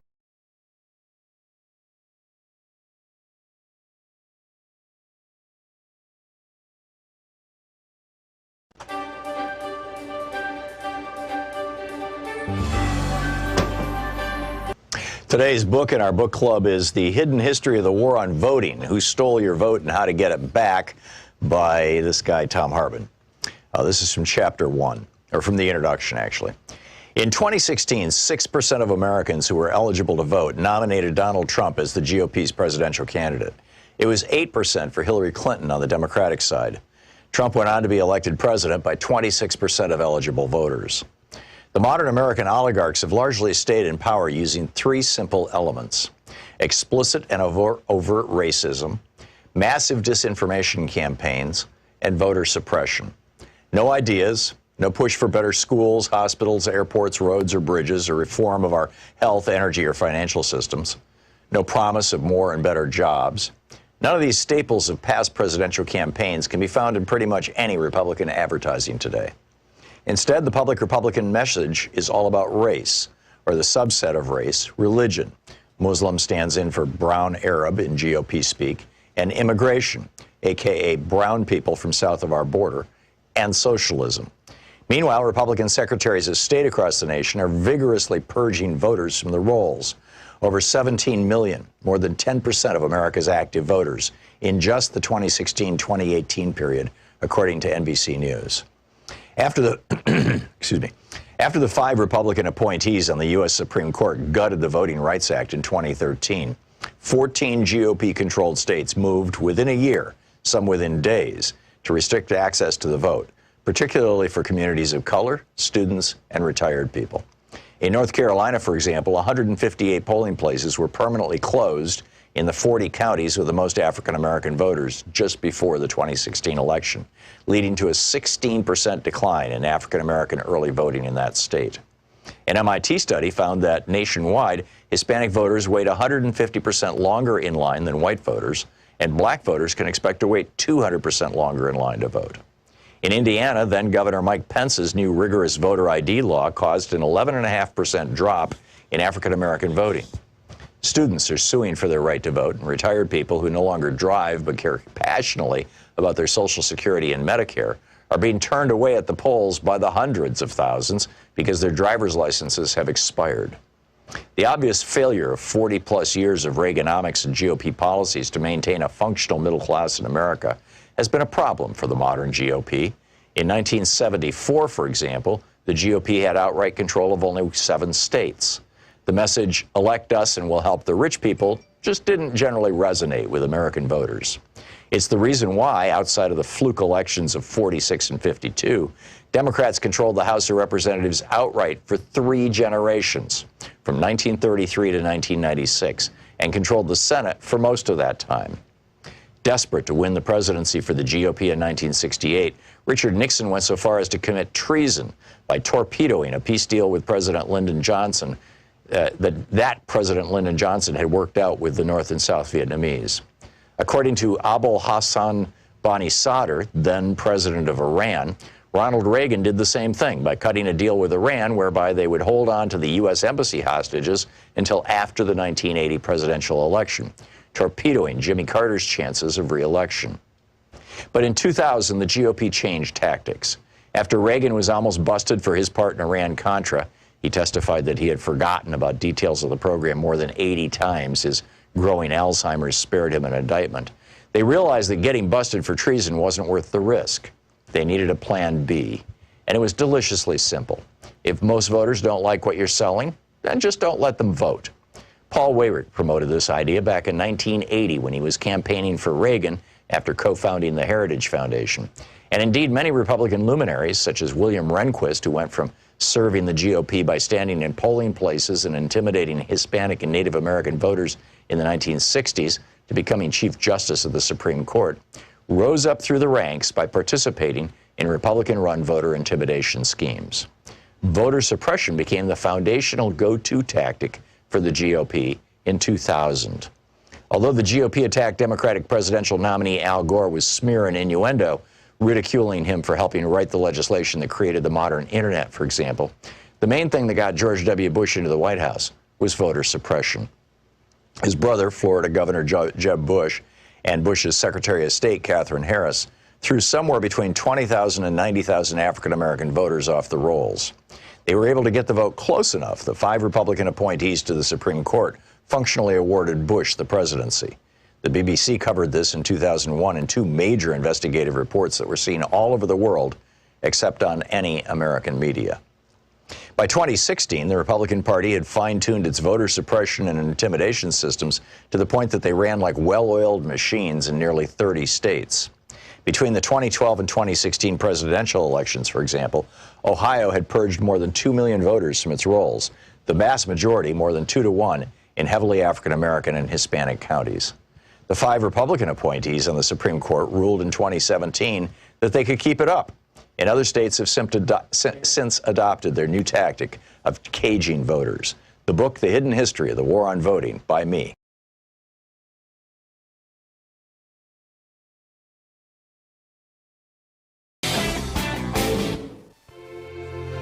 Coming up on the Science Revolution this week, what can we learn from a 17% drop in greenhouse gas emissions during the coronavirus? The president of Mercy for Animals, Leah Garces, drops by about the millions of animals that will be culled by suffocation, drowning, and shooting. She's concerned about the inhumane way we're dealing with the closure of meat plants, and so am I. Author and Professor Seth Abramson is here about why Trump says he's taking dangerous drugs during the pandemic and how much money he might be making doing it.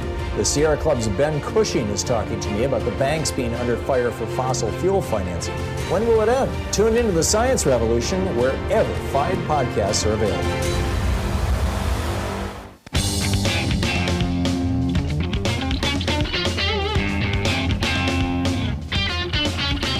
Welcome back. Thom Hartmann here with you, and let's pick up some of your phone calls here. Tony in Long Beach, California. Tony, what's on your mind today? Hey, Tom. I was just calling to say, have you ever listened to the speech by Malcolm X called The Ballot or the Bullet? Yes. Well, I haven't listened. I've read it. Oh, it's been a few years. Yeah, but you yes. should really listen to it. He's great. But basically, that's what I was calling to say. That's the point we're at now, because I really was the fact that they're trying to play off the comment Biden made about you're not black if you don't vote for him. Right. Basically, he forgot he was on a millennials show. Millennials are not old preachers in Clyburn. Yeah. Okay. Yeah. And go ahead. Go ahead, Tony. I'm sorry. No, I want to hear your opinion before I offer you mine. Go for it. Oh, okay. No, what I was going to say is young people are not going to go for that stuff. That's why they didn't support him. They supported Bernie Sanders. And even though I'm a boomer, I must be Puerto Rican then, because I am not going to vote for him at all. And, just for whom? For Joe Biden? Yeah. You're not going to vote for Joe Biden? I'm not voting for Trump either. I hate him too. Well, not too, but I am not. My conscience. Okay, if you read the brother's book, like you said that you just had on your show, I lived that. I've lived that for 59 years. Okay, and what a lot of people take lightly, I do not. And the fact that you're trying to get our vote and you disrespect us on a level, he would never say to a Jewish person, if you don't vote for me, you're not Jewish. If you don't vote for me, you're not Latino. If you don't vote for me, you're not Native. Tony, it was a bad and awkward joke that he later apologized for.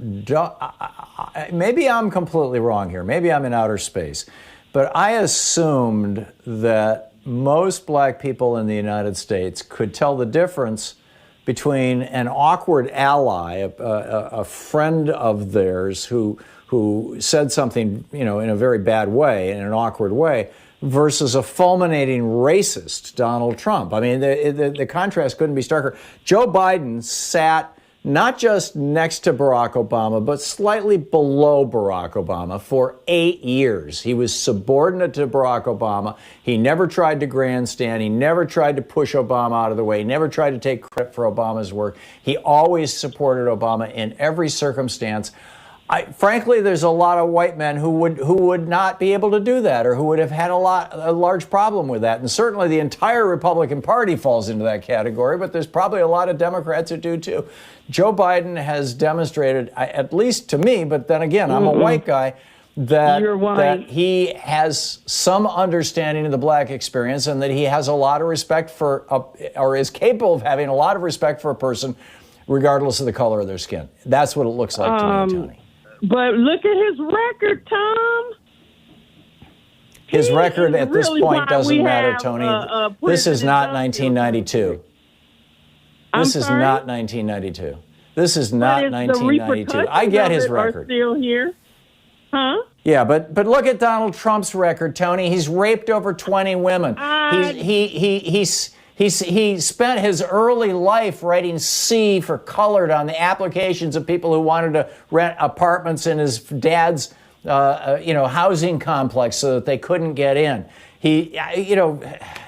Tony, we're just going to have to agree to disagree here. What impact has that had as a whole when you look at the prison industrial complex? And it was also Biden, too. It's been horrible. Well, then Donald Trump has been locking up people of color. He's got concentration camps for people of color. If you want to compare, and I'm not taking away from how bad Trump is, but Trump is a reflection of white supremacy. And until white people see that and do something about it, we didn't put him in office. So you're willing to wait another 4 years, Tony?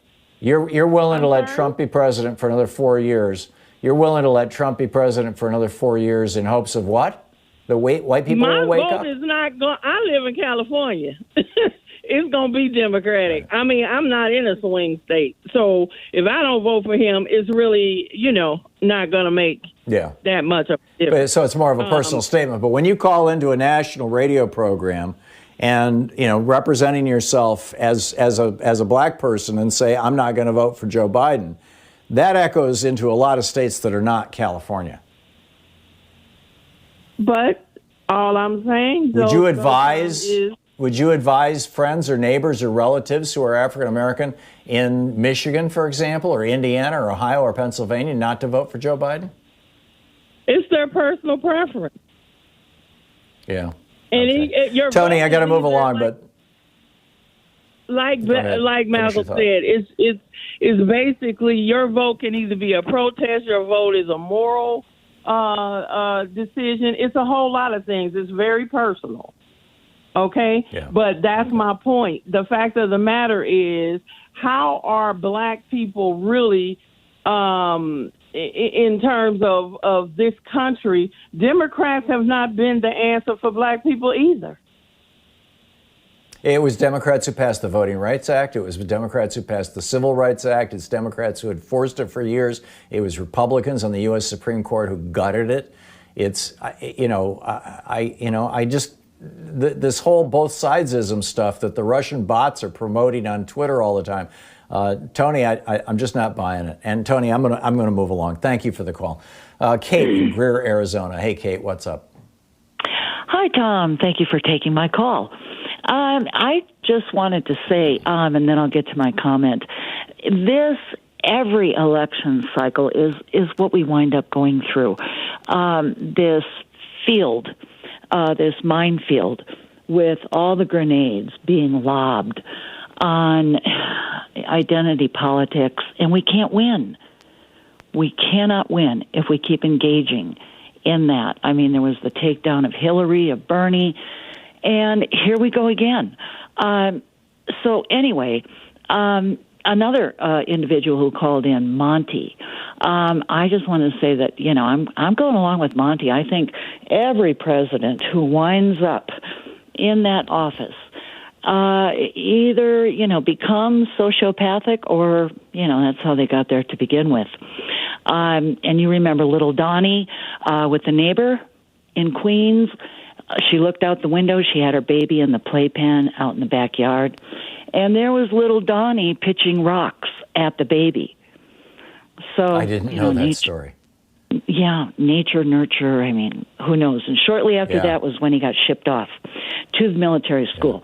But earlier in the program, in the very beginning, you were talking about, I don't know if it was Drumpf. I had just tuned in. Someone within the administration who referred to the American people as stock.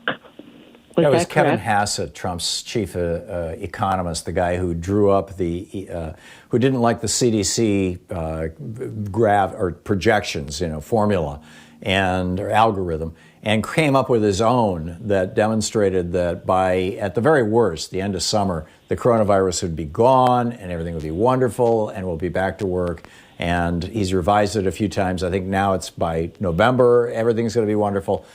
He's nuts. But he keeps going on television because he's very nice. Yeah, they're all psychopathic. But George W. Bush, in the wake of 9/11, when he was attempting, all his efforts were geared toward getting people back on the airplanes to rescue the airline industry. He referred to us back then as load factor. You recall? No, I don't recall. Yeah. He referred to us? The American people. As, yeah. Load factor. Amazing. Yeah. I found that really offensive. But anyway, great show as always. Okay, keep it going. Thank you, Kate. I'm going to move along real quickly here. Thank you. Dave in San Francisco. Hey, David, we have a little less than a minute. You got a quick one for me, please? Well, that's a little short to talk about science, but okay, I got it. Dave, in that case, let me put you on hold because this is my fault. I've got 32 seconds, and I thought actually I had more time than that. And I'll pick your call up on the other side of the break, Dave. Actually, in 4 minutes. And but this whole herd immunity thing that Trump is trying to promote. This and Dave wants to talk about the scientific aspect of that. This has not been, with regard to COVID-19, has not been demonstrated to be effective anywhere in the world. And the countries that are the most successful, they're going for containment. They're not going for mitigation. They're not trying to make things a little better. They're trying to shut this sucker down. And you've got countries like Hong Kong and Australia and New Zealand and Taiwan and South Korea, where you've had fewer than 100, or in the case of South Korea, fewer than 300 deaths total in all this time. You're listening to Thom Hartmann. Visit ThomHartmann.com for audio and video archives. And here, where Trump seems to be going for herd immunity, we're over 100,000, and frankly, I think we're heading for 1 million. We'll be back.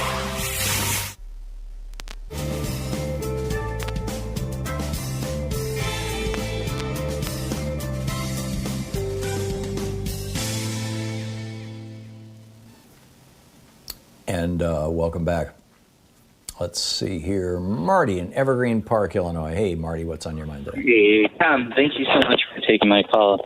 I just wanted to kind of riff a little bit on UBI and the necessity for the Trump administration to extend the $600 a week unemployment benefits past July. Right, which Lindsey Graham has said will happen over his dead body. If you don't extend that, and I couldn't see any possible reason why they wouldn't, but however, you're going to have people who have kids at home who cannot go to school, who cannot go to daycare, who cannot go to anywhere else, and parents forced to either go out there and find a job some way, somehow, or your family is going to starve. I have no idea how they anticipate or expect, people who are unemployed like myself to continue to provide for their family in the middle of a pandemic. It is completely absurd. My thought is that every single tax-paying American, regardless of immigration status, no matter what, if you're a tax-paying American, you should get a $600 a week pandemic benefit delivered to your account no matter what, and then until they find a well-established vaccination that is widely available. And then if you want to go out and do extra stuff and support your community and do extra things and make extra money, well, that's money that you can have. But, I just think that there should be a universal basic income for every taxpaying American during this pandemic. Yeah, I'm with you. And with regard to the vaccine, let's hope it's more effective than the flu vaccine, which typically seems to have an effectiveness rate of around 30, 40%. In some cases, 50, 60% if they hit it right on, I don't think this is going to be short. I don't think it's going to be easy. I think that we are going to be experiencing a new normal here. I think as many as a third, possibly as many as half of our businesses that have fewer than 100 employees right now will no longer exist. The big question is going to be whether that's going to open up opportunities for giant corporations to come in and eat up even more of the economy and turn us into a more monopoly-driven economy, or whether that's going to provide opportunities for entrepreneurs to step forward. But entrepreneurs can't step forward if they don't have health insurance, because, the first year or two you run a business, you don't take any pay out of it. So, it's just, there's all kinds of questions here about how this is going to work and how long it's going to work and whether it's going to work, et cetera. Marty, and we need to go way beyond just $600 a month. We need to give every person in America Medicare. We need to make sure that everybody in the United States who is not employed has that universal basic income that you're talking about. We need to wipe out all the student debt. We got $1.5 trillion worth of student debt, the exact same amount of money that Donald Trump gave to his billionaire buddies 3 years ago. We could wipe out the student debt. The billionaires didn't need the money, young people do, so that they can start businesses, so they can start families, so that they can buy homes. These are the things that will put the country back together, with or without the virus. And frankly, none of that is going to happen as long as you've got Mitch McConnell running the Senate, who doesn't even want to give the $600 check that you're talking about, Marty, and Donald Trump in the White House, who's got a veto pen. Yeah. So I think we're screwed, basically. From now until November, or now until January. And I think that we're reliving now. Herbert Hoover did this for 3 long years. The crash happened in 1929, and the election was 1932. So Herbert Hoover had 3 years for Americans to figure out how bad it was. Will a year be enough?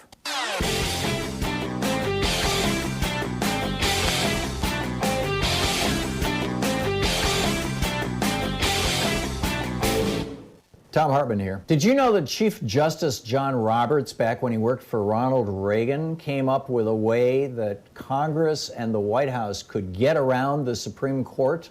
Specifically, they were trying to blow up Roe v. Wade and Brown versus Board, but it could be used by Democrats right now. It's fascinating. It's in my new book, The Hidden History of the Supreme Court and the Betrayal of America, available wherever fine books are sold.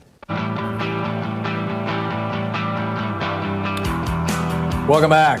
Thom Hartmann here with you. David in San Francisco. David, my apologies. Let's try this again. Well, thanks, Tom. Just a couple of basics about an epidemic. If you think about, 100 years ago, 1,000 years ago, 1,000,000 years ago, a disease, an epidemic, would only get as far as, it would be lucky to travel unless somebody climbed on a river and floated downstream and got 100 miles in 3 days. But otherwise, it would stay regional or local. And the idea that Wuhan, China, let's go by the assumption that this started in Wuhan, China. I contend that it's not a natural disease, that it's actually a disease of pollution. That Wuhan has got bad pollution restraints. And so any bug that's flying around Wuhan, China is eaten by a bat. So you've got poisoned bugs eaten by bats, and then the poorest of the poor in the sweatshops of Wuhan have been forced to eat bats. And that the transferal has come about because of poverty and pollution. Now, you're probably aware that in insurance has a waiver called an act of God. And that if a natural disaster happens, that the disease or the flood or blight or plague can be written off as an act of God, and the insurance companies don't necessarily have to pay for it. Well, if this is an act of pollution, then it can't be seen as an act of God if it's an act of pollution. And whether it's intentional or not, the idea that it's in a city that it's the hub of the high-speed rail in China. And if you look at Wuhan, it's going in multiple directions of high-speed rail, much less the air traffic, much less freight traffic. And David, your point.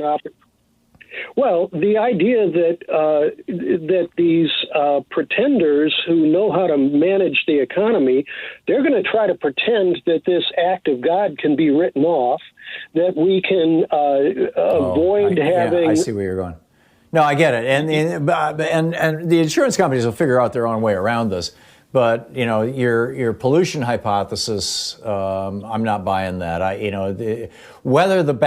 frankly don't know Chinese culture, and I should ask my sister-in-law, who is Chinese, this question. But I don't know if bats in China are like snails in France, a fancy food that wealthy people eat, not. or whether they're like possums in South Carolina, roadkill in South Carolina, or in Vermont where I used to live, people ate roadkill. And in fact, I knew somebody who ate roadkill. And it's stuff that poor people eat. But in either case, the reservoir of this virus for at least the last 1,000 years from the genetic research seems to have been bats. So, bugs and pollution, I don't think have anything to do with it. You can make a case that people going into areas where people usually didn't go, that the pressure of 8 billion human beings, population pressure, is leading to this. And I would go with you on that. But, we'll have to wait and see, how the insurance companies are going to deal with this. Thanks for the call. Kevin in Lower, Maryland. Hey, Kevin, you wanted to speak to a previous caller? Yes, Tom, and I'm going to try to stay calm. I'm an African American, and I want everybody to know, and I don't care if Joe Biden said what he said, I'm going to still vote for him. I don't care if he's a black woman to be his running mate. I don't care. We need to support Joe Biden, this president, this clown, has attacked the Justice Department, has attacked the State Department, DNI, all the Inspector Generals. Do people understand what is at stake? And for her to sit up here and say that she ain't going to vote for Biden or Trump because she don't like him, that ain't the point, woman. The thing is our democracy is at stake. And like I said, I don't care what Joe Biden said. I still support him. And if he choose Amy Klobuchar or he choose Warren, great for us. You know what I mean? We win-win. People got to get out this bubble thinking, they're going to do something for them. We need to do what we're going to do for ourselves. You know what I mean? You just stop asking people or expecting people to do something for us. Damn with that. And I'm so upset because so much is at stake. The Supreme Court, Justice Ginsburg, she's holding on. She's holding on because she knows Mitch McConnell will replace her in a minute. So people need to get off this high horse they're on and understand that we all, that white American, black American, Latino, we all need to come together and get this clown out of the office. This man want to quit pro quo for anything he do. If open the churches, he going to take funding away. Come on, people. This is too serious. Y'all need to stop it. I'm just upset, Tom, because it's ridiculous, man. We are at the break. If this man get in office again with this attorney general that we got that does, oh my goodness, just look at how many people they let out because of the coronavirus. Everybody that was with the Russia thing, they're trying to stop everything that went against Russia. They're trying to overturn. I'm sorry, Tom. I apologize. But I totally get it, Kevin, and I feel your outrage, and I share your concerns. And whether Joan, I believe her name was, is a well-intentioned person who's in our opinion mistaken, or whether she was a Republican operative calling into a talk show. I don't know. But that, when she started going into both sidesism, that is the Republican sales pitch right now. And it's also the Russian sales pitch. And we can't be suckers. We can't let that, we can't buy into that crap. We can't. It happened in 2016, lesser two evils. Y'all see what the evil is now, right? You see what the evil is. You went out there, the lesser two evils, well, you got evil. Thank you, Tom. Appreciate you. Yeah, thank you, Kevin. Well said. We'll be back. Boy, what a day, huh? And what a time, generally speaking. So anyhow, we'll continue with the program right after this break. Stick around. It's the Thom Hartmann Program. I got a pile of news here to get to as well. So stick around. We'll be right back.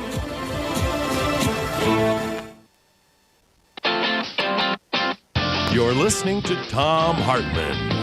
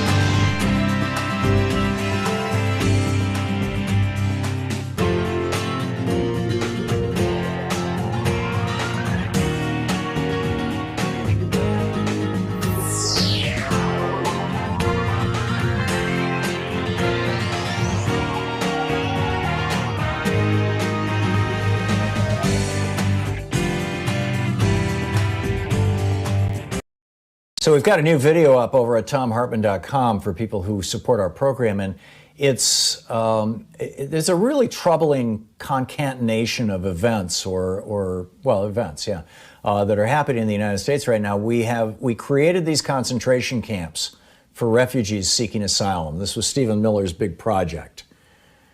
And we've got concentration camps for children, concentration camps for male adults, concentration camps for female adults. And now we've got this virus sweeping through the United States, and people are starting to die in these concentration camps, which has provoked ICE or whoever's running them to deport hundreds of the children back to the countries that they came from without their parents, which is mind-boggling, and in many cases carrying disease. This is serious stuff, and we need to be talking about it. The new video is over at thomhartmann.com.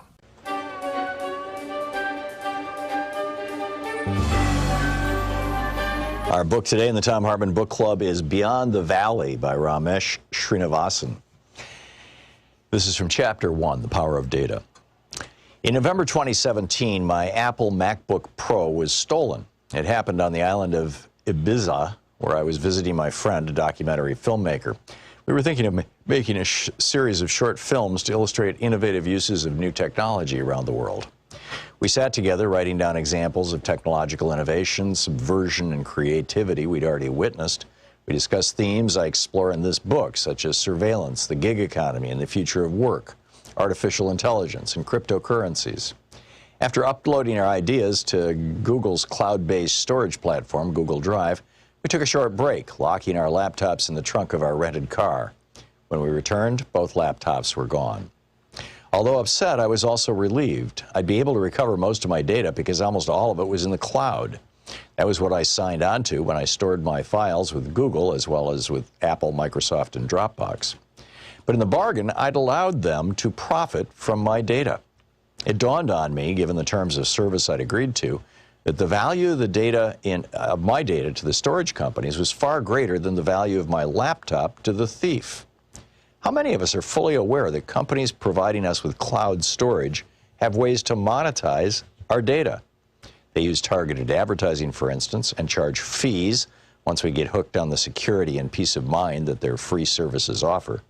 We put faith in these companies to store our files securely, but our private information may no longer remain private if, let's say, the government asks to search through our data.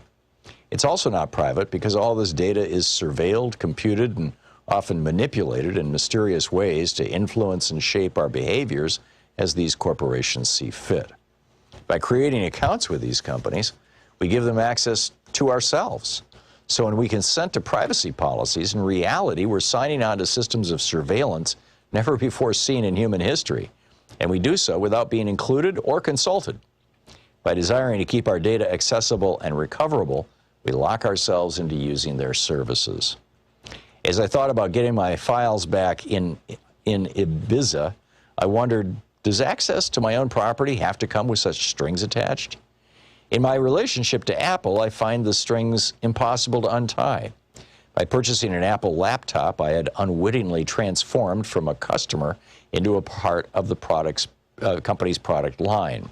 I had provided Apple with private data and trusted Apple to protect it. Now, to retrieve that data, I had to purchase a new laptop with Apple-owned peripherals and devices. So I caught the next flight to Madrid. I then took the train to the city's Apple store located in Puerto del Sol. In many ways, this central plaza still serves in its centuries-old role as a landmark and gathering place for the entire Spanish nation, a point from which numerous roads emanate. With its distinctive aesthetic and its strategic placement in a civic space, the Apple Store stood out among the adjacent parliamentary and government buildings as if the global brand were more powerful than Spain itself. The day I was there, more people entered and left the Apple Store than passed through the doors of my neighboring building. In 2017, Apple, a private corporation worth more than $1 trillion, actually began to conceptualize its retail stores as town squares, thereby branding itself an integral part of our everyday lives. Other big technology corporations describe themselves in similar terms. Facebook CEO and founder Mark Zuckerberg, for instance, refers to the company as a social infrastructure for the global community. So what we have in the digital world are privately owned public spheres. They're branded as public, civic, and virtuous, but in reality are dominated by a single logic, extending profitability and economic value. How can these companies' interests be the same as the public interest? Like many other large corporations, Apple is shareholder-owned and therefore primarily accountable to its investors and executives, rather than to its employees, customers, or the general public. I had not begun to unpack the meaning of all this until I realized how monumental the Puerto del Sol Apple Store actually was, as an icon and a structure. As I walked into the store, an Apple employee invited me to purchase a new machine, log onto my iCloud account, and retrieve from Apple Cloud Storage the data that I lost from my stolen laptop. These transactions, completed in less than an hour, were simple and efficient. My data was extraterritorial, easily retrievable in Spain, and likely would be in most other countries. Purchasing a new laptop and getting my data back supported Apple's economic model. National borders were no threat or hindrance. The same was true with retrieving data I had stored on other corporate cloud servers managed by Google and Dropbox. In technology circles, this saying has made the rounds. If you're not the customer, then you're the product. Many of today's technologies come to us for free, but in return, our personal lives come for free to these technologies. But they are accessible for the company's profit and gain. Yes, when we search Google, we look for information, but do we realize that Google is also searching us? Users, and it goes on from there. So the book is Beyond the Valley by Ramesh Srinivasan.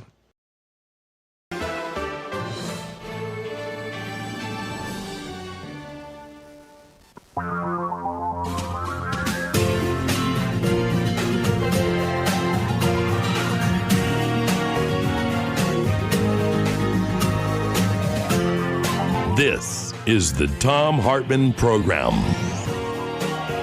Welcome back. Thom Hartmann here with you. Third hour of our program. Is a couple of things I wanted to get into. Back a couple of weeks ago, I talked about how I started writing and how I went from writing poetry and short stories to articles for magazines to writing books, and how I learned how to write books. And some of the lessons that I learned from some of my very best mentors, people like, Michael Kurland and Joe Sugarman, how those things, led me to being, a New York Times bestselling author with more than 30 books in print in 17 languages, blah, blah, blah. And I got a lot of feedback on that. I got a lot of notes from people saying, thank you. I'd never realized that was, a process. Obviously, different people have different ways of writing books, and novels can be different than nonfiction books. But basically, there's some consistent stuff, like write every day, and writers write, right? The famous quote. But anyhow, I got a lot of positive response to that, which caused me to think that maybe a second step in this of kind of, life lessons learned might be of value to you. There's a piece in the New York Times here by Amy Hamari titled, this was over the weekend, titled, "Is a Pandemic the Right Time to Start a Business? It Just Might Be." And what Amy is identifying is that this pandemic is wiping out lots of small businesses.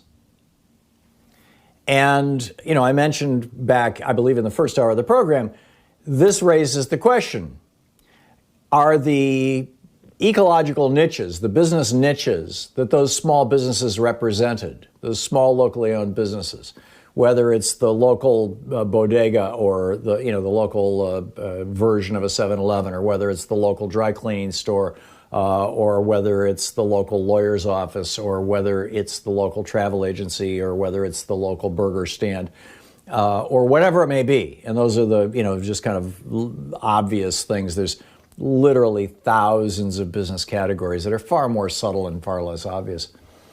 Will those spaces, those equivalents of an ecological niche during an extinction, they will be occupied, right? Nature abhors a vacuum. They will be filled. Business abhors a vacuum. Will they be filled by giant companies saying, okay, we're going to move into this area too, or we're going to buy up or take over these, what were smaller companies or smaller competitors in some cases? Or is a whole new set of ecological niches, as it were, or business niches being opened up, and there's a whole generation of young entrepreneurs, maybe even old entrepreneurs, saying, I could do that. If that sandwich shop just went out of business, maybe I should take over their lease. Maybe I can do something unique and build a business out of this. So I just wanted to share, Louise and I have started 7 businesses in our lives. Actually we started a bunch more than that, but most of them didn't last more than a few months. We've been serial entrepreneurs since we were first married. In fact, when we were dating, I owned a TV repair business in East Lansing, Michigan called the Electronics Joint on MAC Avenue, the corner of Abbott Road and MAC. And I had 4 employees. And Louise was my bookkeeper. And my dad, who was a bookkeeper, who learned how to do, he's really good at bookkeeping for the tool and die shop. He kept the books as well as running some of the machines. My dad taught her how to do double entry bookkeeping. And so we have literally been running businesses together for over 50 years, longer than we've been married. And so we kind of brainstormed some things about what you do when you're going to start a business. And I just wanted to share that with you for what it's worth. The first thing is find an unmet need. Every single business that I've started was because I believed that there was an unmet need out there. And that I could fill. We started an herbal tea company around the same time that Celestial Seasonings did, frankly, and that's why ultimately they ate our lunch. They outcompeted us. But at that particular moment in time in the late 1960s, early 1970s, people were starting to discover herbal teas. And I thought, oh, we can do this. And so we built this business. And for a while, it was quite successful. We built it up to 18 employees, and it was doing well. We started a community for abused kids in New Hampshire that was based on a family model, because at the time everything was giant and institutional. And we were doing it based on a model in Germany that I was really impressed with, where no more than 8 kids to a house. And now most of the communities for those kinds of kids around the country are following our model. Now, we weren't unique in this. Carl Menninger was doing the same thing with the Menninger Clinic in Topeka, Kansas at the time, but it was just the 2 of us. So we filled an unmet need. When we started the travel agency in Atlanta, I couldn't find a travel agency that was interested in taking my business. Jerry Schneiderman and I, my best friend in New York, we had a business selling electronic stuff on the back magazine of Byte magazine. It's called Langley St. Clair Instrumentation Systems. And I was going up to New York every month, and I couldn't find a travel agency that was interested in the business of a small company that had 1 or 2 employees who were flying a lot. American Express said, you've got to have 100 employees for us to care about you, or 10 regular travelers. And the small agencies all over Atlanta did vacations and cruises. So we started a travel agency specifically targeting small businesses that had fewer than 10 travelers and individual frequent flyers. And it exploded. In 3 years, it went from 0 to $6 million in business. We were on the front page of the Wall Street Journal twice, and we sold that business and made enough off selling that business that we retired to Germany for a whole year, took our 3 kids there and put them in the public schools. And when we came back, we still had a little left over, and we used that to start an advertising agency, which again, I had promoted that travel agency with a newsletter. When we came back to Atlanta, the travel agency wanted me to help out with the newsletter that I had sold. I couldn't find an ad agency that would just do a small newsletter for a company. They wanted to do giant magazines, but not. So we started an ad agency that just did newsletters. It was called the Newsletter Factory. So number 1, find a hole in the marketplace that you have a set of skills that can fill. Number 2, ask yourself, what's my unique competitive advantage? What's my unfair competitive advantage? What's the thing that I can do that nobody else can do, or nobody else can do as well as me? And in the case of the ad agency, for example, I'm a pretty good writer. I could do the writing. I'm also a pretty good salesman. I could do the selling. I could make that kind of company happen. I knew I could make that kind of company happen. And we did. It was one of our most successful companies. And we sold it on a 7-year buyout in 1997 and moved to Vermont and just started reading books. That was our last retirement. Start small. Plan for the worst and hope for the best, right? I mean, you want to plan for the best too. But start small. We started this radio show in my living room. And that's where it lived for the first 2 or 3 years. We started it with a couple $1,000s worth of equipment that I bought mostly on eBay. And it has steadily grown over the years. Now there's probably $100,000 worth of hardware that makes this show possible. And, about a dozen people who work on our show. And, many of them part-time, but nonetheless. But we grew it step by step. So start small. And perhaps the most important thing, super service your clients. Don't just do enough. Do better than anybody else. And hire employees who share that perspective, that every show or every product or every day is not good enough yet. If you fill your ranks of employees with people who are constantly, every single week, coming to you with suggestions about how to improve your product, here's how we can make this front page better, here's how we can make this show better, here's how we can do better promotion, you will succeed.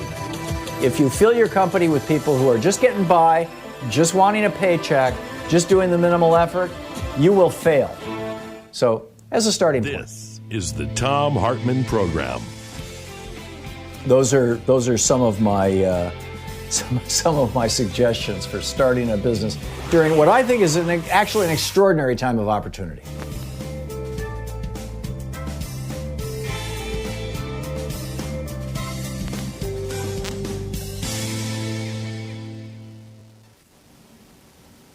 And welcome back. Let's see here. Jeff in Portland, Oregon. Hey, Jeff, what's on your mind today? Hey, good morning, Tom. Thanks for taking my call. Glad you guys got a well-deserved extended weekend. Thank you. And I'd like to answer your question of the day, reframing it a bit by saying, are Joe Biden and the Democratic Party going to let Trump get away with it? And by that I mean not letting this play out like the 2016 campaign did, where, of course, Hillary lost, meaning showing that it's about the state polling, not the national polling. And right. And B, people are hurting 100 times more now than they were then. So Hillary's slogan should have been "She's with you, not I'm with her." And Biden's slogan should be not riding with Biden. It should be Joe will give you a lift or something like that. And Tom, comparisons between Palin and Trump aside, I know you agree we are where we are because of 40 years of Reaganism, which has been socialism for the rich, unregulated, brutal capitalism with no safety nets for everybody else. And Trump and McConnell are the embodiment of this greedy, sociopathic kind of leadership, just without the shiny, happy face Reagan put on it. But there's one lesson, Tom, I'd like Biden to take from Reagan, and that is how Reagan united his party by choosing his philosophical opposite, George H.W. Bush, as his running mate. It's as clear now as it was in 2016, Tom, that the Democratic Party is about half progressive, half centrist. So as a traditional centrist, Biden needs to pick a progressive, not only to win in 2020, but hopefully to win the next 40 years like Reagan did. And Tom, with all due respect to Stacey Abrams, and by the way, check out a piece in Common Dreams today questioning her progressive commitment to progressivism. But in my opinion, Tom, Elizabeth Warren is a proven progressive. She's the perfect choice for Biden, just like Bush was for Reagan. What do you think? I completely agree, Jeff, and I've been advocating and pushing for Elizabeth Warren as the pick. And just to reduce it to simple, obvious metrics that everybody can understand. When we had a primary, and we had a bunch of people in that primary who were running for president of the United States, and you could look at their crowds. Kamala Harris was drawing pretty good crowds, 1,000 people, 500 people, 3,000 people, I think at one point she had. Amy Klobuchar would draw, 500 people, 200 people, maybe more. I could be wrong on that. But Elizabeth Warren was drawing 10, 20,000 people at a whack. The only person who is bringing in, male, female, black, white, whatever, the only person who is drawing Bernie Sanders-sized crowds outside of Bernie Sanders in the Democratic primary was Elizabeth Warren. And that tells you that people are willing to not just vote for her, they're willing to go out of their way for her, they're willing to show up for her, they're willing to get out there for her. There is no doubt in my mind that if Joe Biden adds Elizabeth Warren to his ticket, he is going to win, and the Democratic Party is going to return to its FDR roots, and that Elizabeth Warren, in all probability, will be our president in 2024, and that this will be a national time of renewal. There is also no doubt in my mind that if he picks somebody who is not as progressive, somebody like Amy Klobuchar, that it's going to be a real struggle to get there. And that concerns me tremendously. Although we may still get there. I keep pointing out, FDR didn't campaign as a progressive in 32. But, on the other hand, Herbert Hoover was nowhere near as bizarre, dysfunctional, and frankly evil as Donald Trump. Jeff, thanks. Eloquent statement. We'll be back. It's 20 minutes past the hour.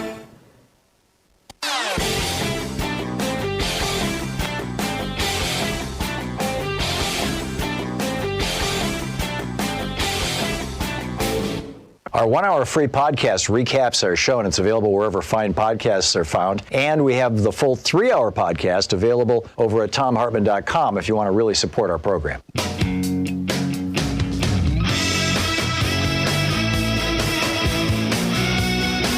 So have you seen the latest sleazy thing that Donald Trump is up to? It's just incredible. I mean, it's literally just incredible.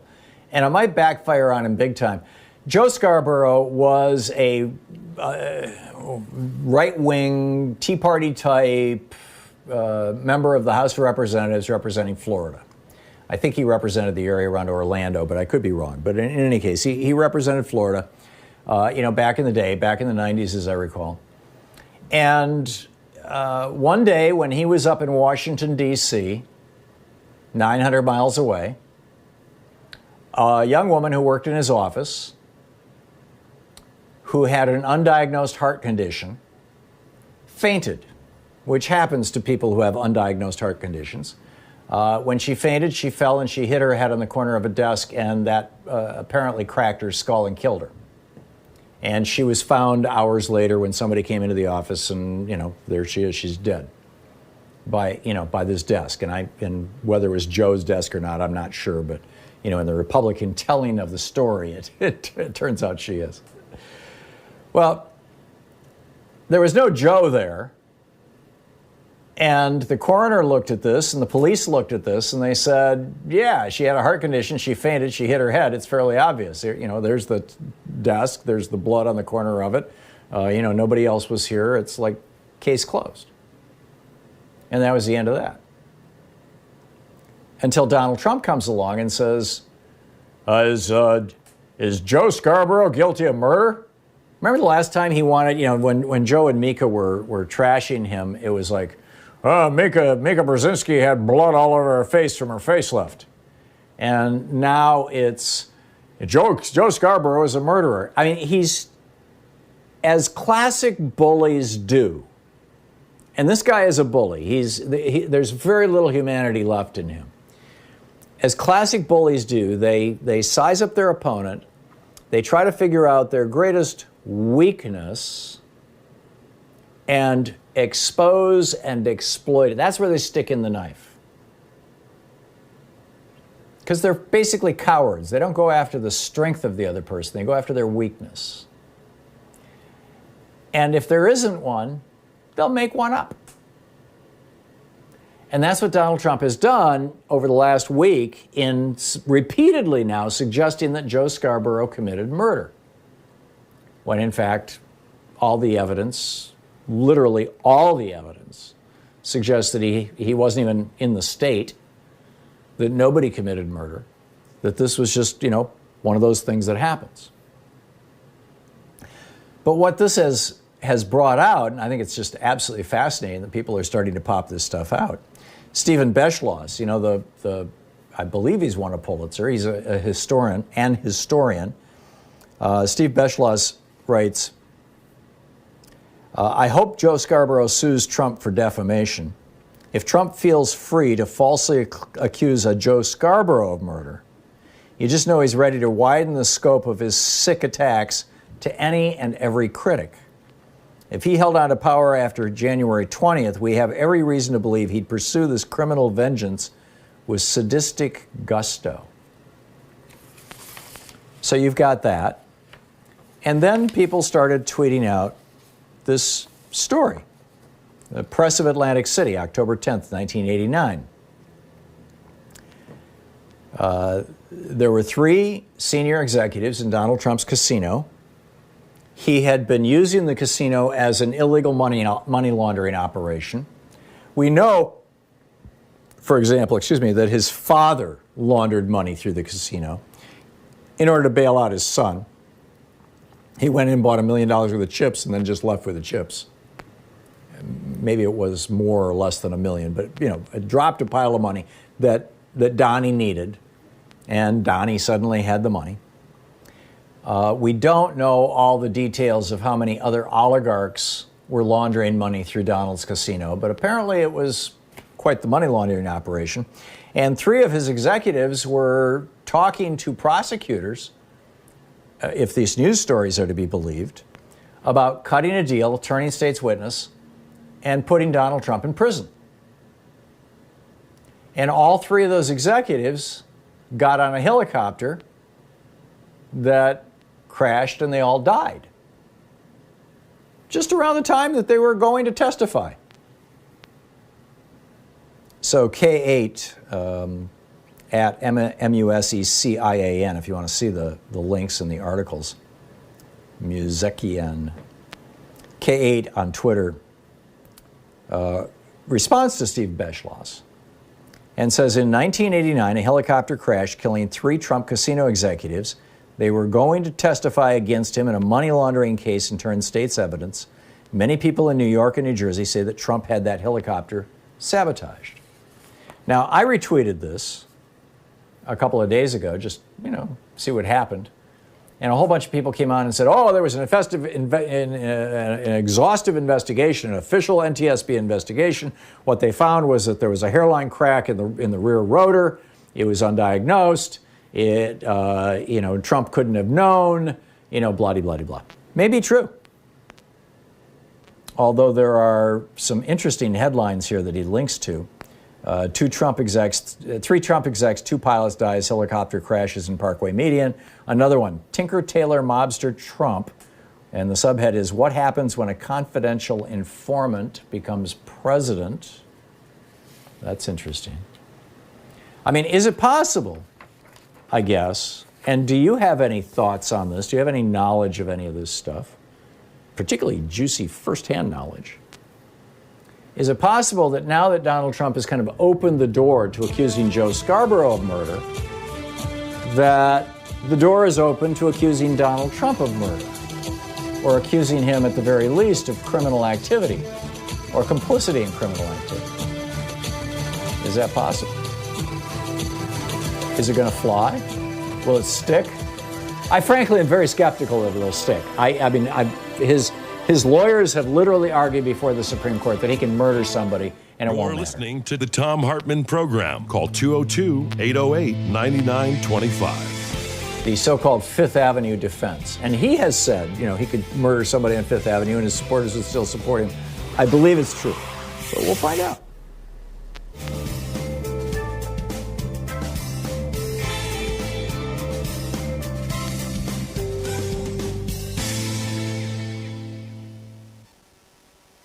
This is the Thom Hartmann Program.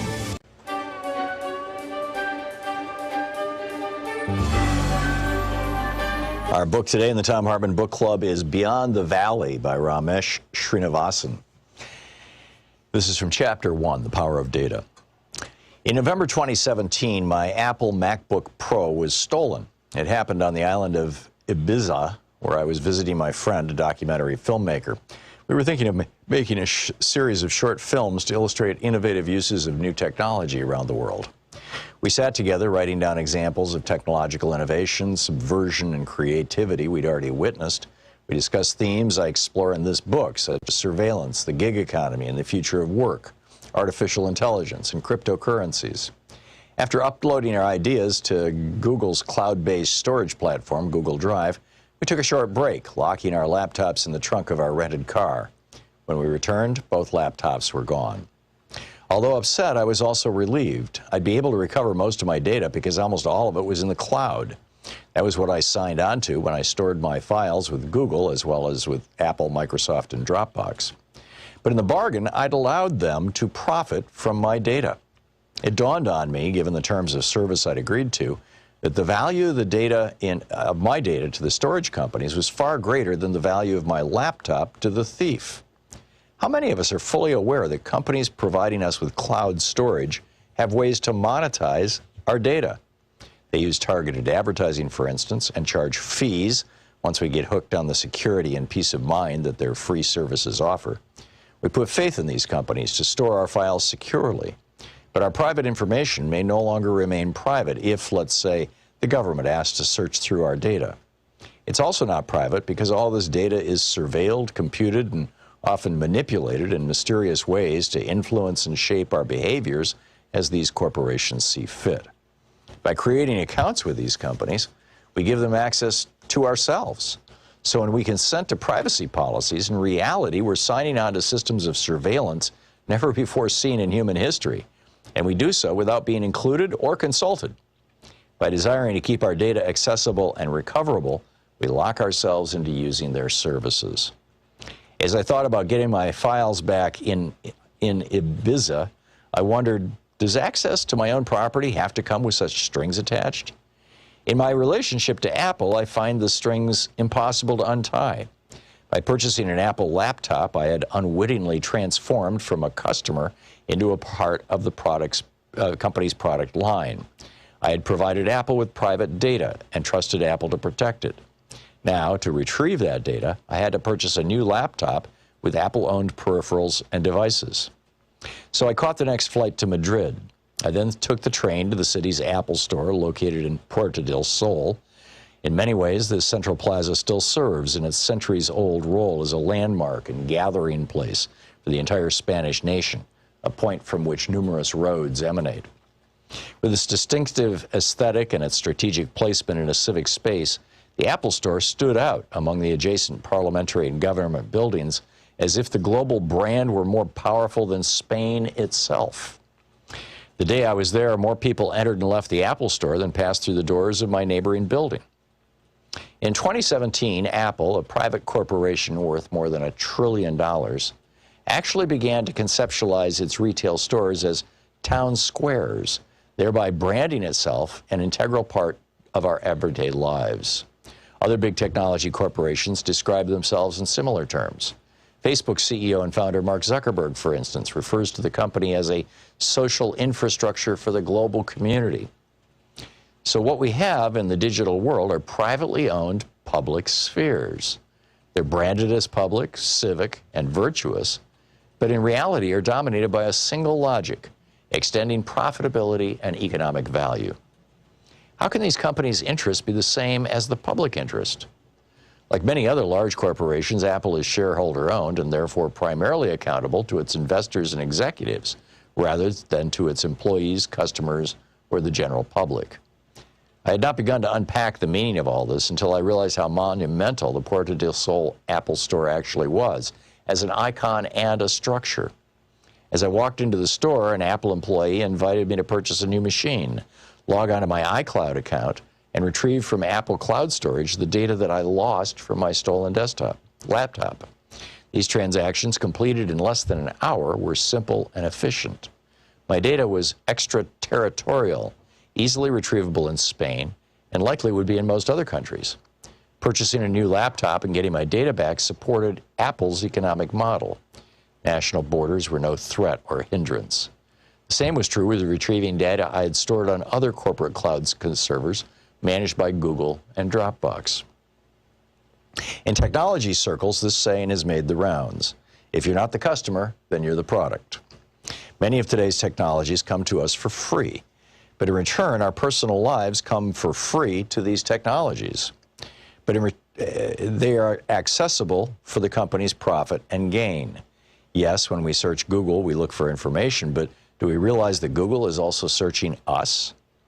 Users, and it goes on from there. So the book is Beyond the Valley by Ramesh Srinivasan.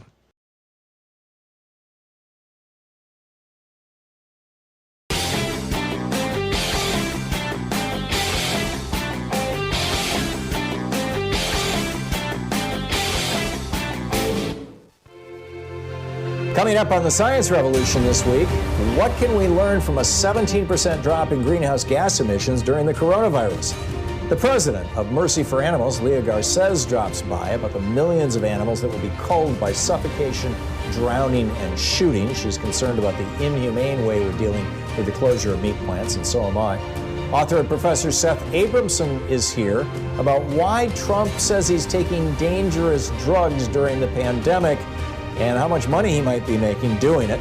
The Sierra Club's Ben Cushing is talking to me about the banks being under fire for fossil fuel financing. When will it end? Tune into the Science Revolution wherever fine podcasts are available. So for our Thom Hartmann Insider videotape that is over, or videotape. We all know that YouTube, washing our private, hands and private frequently video, it's available.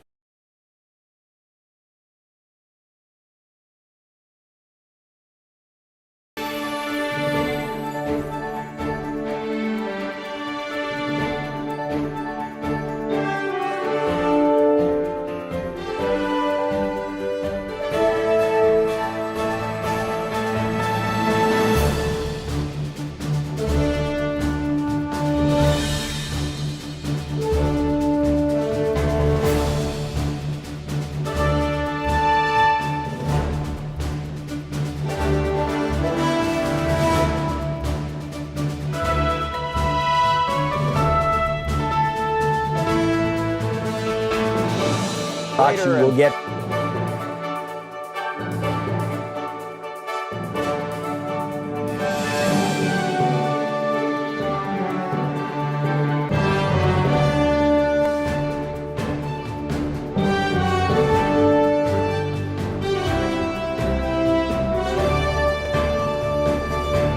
what's on your mind today? Mr. Hartmann, I wanted to tell you that you have always been so gracious to me, and I don't, I'm sorry, I've got a call coming through, I'm ignoring it. I'm not going to get on your air, as you know, I'm a gentleman, I'm not going to get on your air and argue with you. Are you there? Oh, feel free. Yeah. Oh, okay. And you're always welcome to argue with me. Yeah. No, I'm not going to do that. I learned from being argued with. But no, listen, I want to say this to you, though. Because I've always enjoyed your program because of the intellectual honesty that you always bring to the table, and you've been consistent with that. Well, there is, and the but is, Tom. You've had a couple of callers talk about Democrat Party versus Republican Party, and as you know, I am a nonpartisan person. But here's the thing: I think the Democrats are making a tactical error, and as black people in this country, we constantly get this invisibility factor. We, right now, and I'm going to speak for myself, I'm not going to, because I'm not all black people, we're not monolithic. But, you know, you just had a situation in New York where this guy was bird watching, a black man bird watching. And there was a white woman with a dog, and the dog was off of a leash, and the city ordinance required a leash, and he asked her very nicely, very intelligently, very well-spoken, very calmly, to put the dog on the leash, and she said to him, "I'm going to call the police and tell them that an African-American man is threatening my life." Right. These things, and then we have Ahmaud Arbery and Breonna Taylor and so forth and so on. What I'm trying to say is that you've got to understand, as black people in America, we're not seeing anything different from either of these parties. On the ground, we're not. You can talk about voting rights all you want, and what happens to our votes? They get nullified, they get thrown in the trash, they get all kinds of stuff. The bottom line is we don't care about that when we are getting killed in the streets, when white men get in pickup trucks and hunt us down. And that happens no matter what or who is in office, whether they're Democrats or Republicans. And I don't see either party, I don't see either of them addressing this very issue. So to turn around and then ask for our votes, I think is intellectually disingenuous. I really do. So what's your solution, Kenya?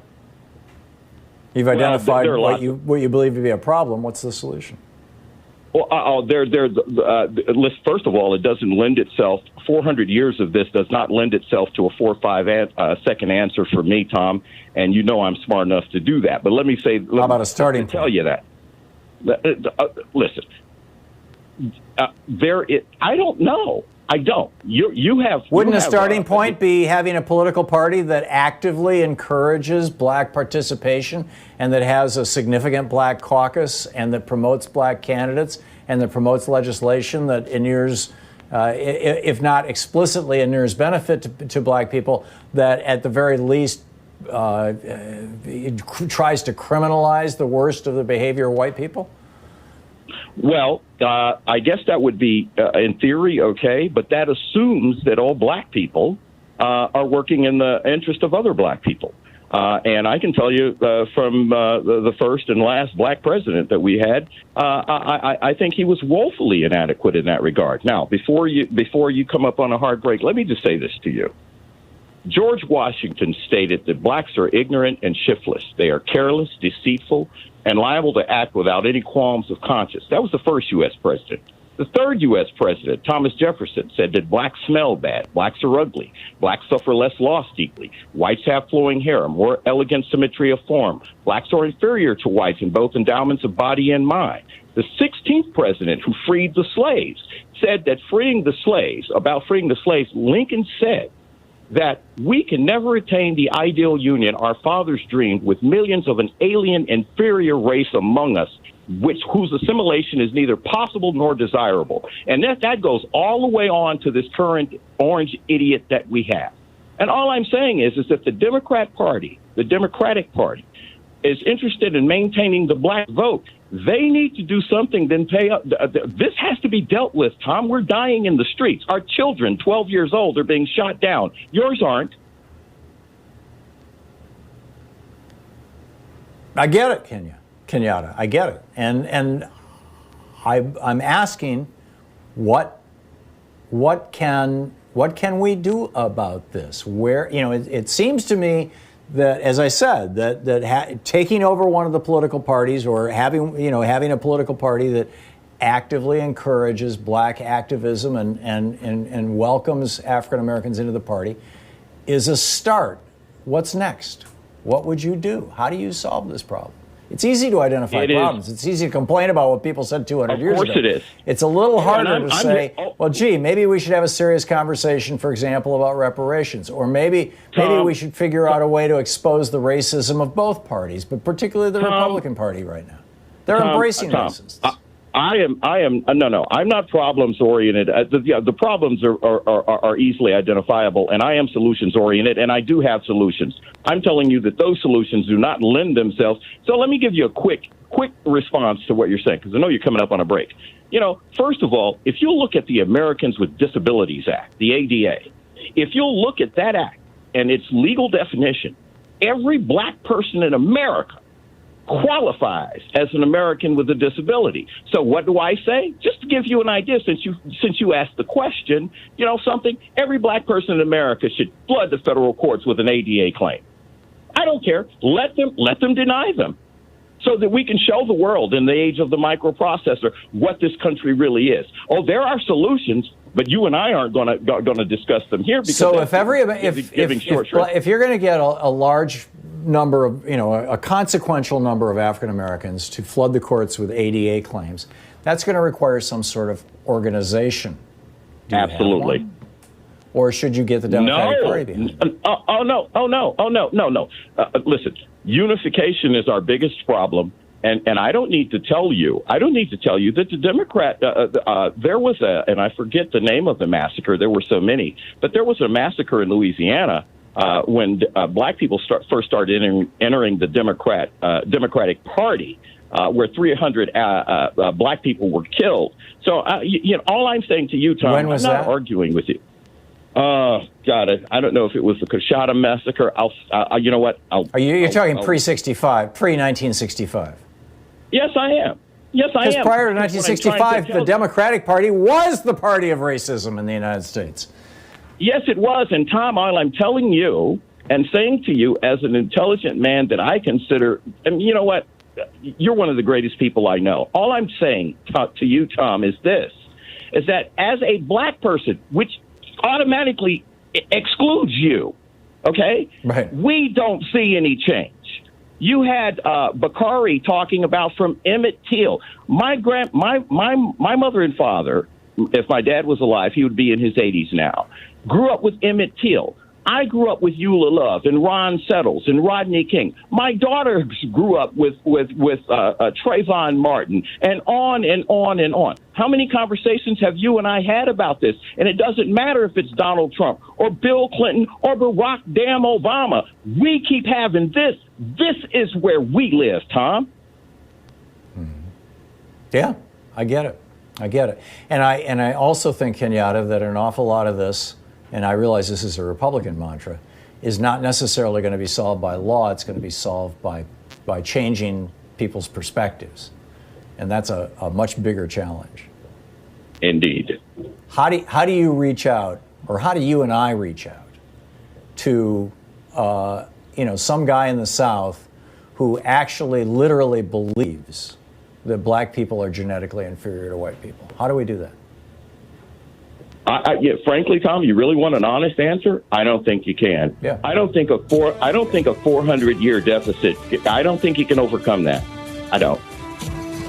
Yeah. Well, I think it's being overcome, and frankly, I think that education had a large piece of that. Louise, my wife, took a Black Studies class in 8th grade, and it changed her life. It completely recalibrated her understanding of these things. I think it's possible, but I think it's going to take a hell of a lot of work. Kenyatta, thank you. I always appreciate our thoughtful conversation. Visit ThomHartmann.com for audio and video archives. 45 minutes past the hour. By the way, Kenyatta writes some really great op-eds over at opednews.com. Check it out. We'll be back.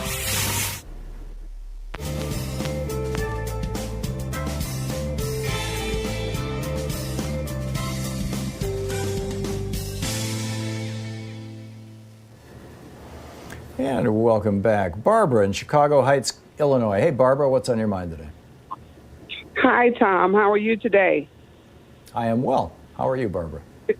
I am well, and thank you for taking my call. It's really hard to follow Kenyatta. It always is, yes. I'm going to do what I can. Is brilliant.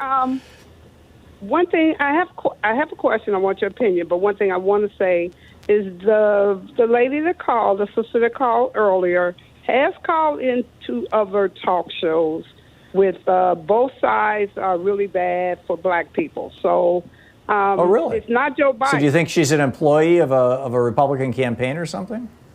I'm not even going to question her motive too much, but I know that she called in, what's his name, Norman Goldman?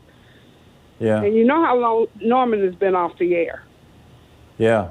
Yeah. Well, she might just be a person who loves to call in to talk radio. Sometimes it's that. Sometimes it's somebody who's doing it for some other reason. I'm not going to judge her. I'm not take either. Her at her word. Yeah. But it's not necessarily Thanks, Joe Biden.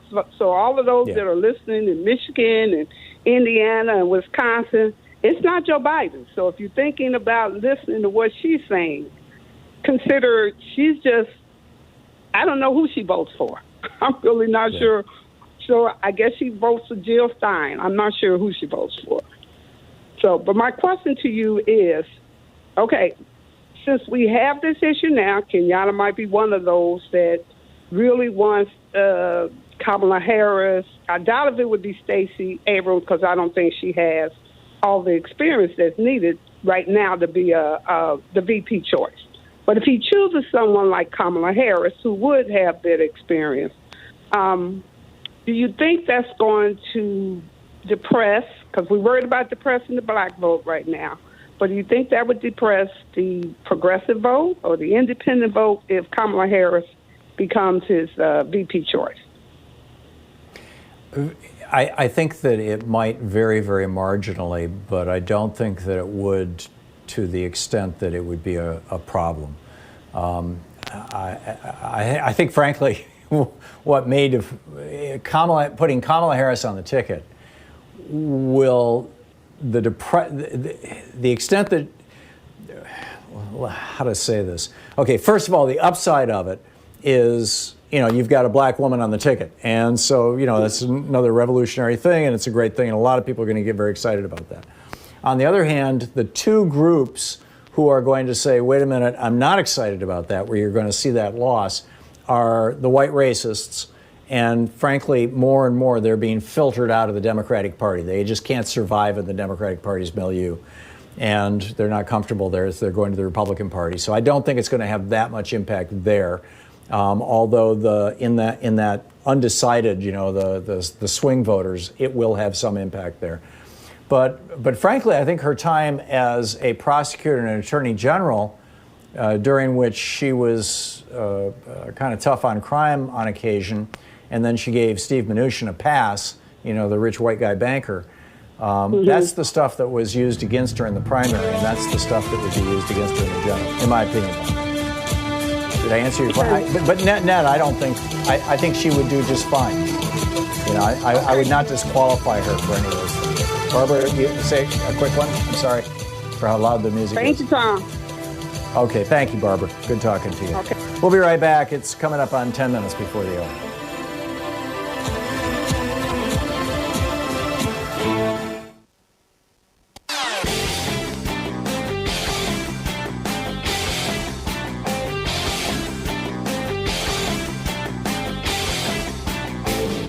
Thom Hartmann here. Did you know that the Second Amendment was written to protect the slave patrols in South Carolina and Georgia back in the day? It's in my new book, The Hidden History of Guns and the Second Amendment, available wherever you find great books.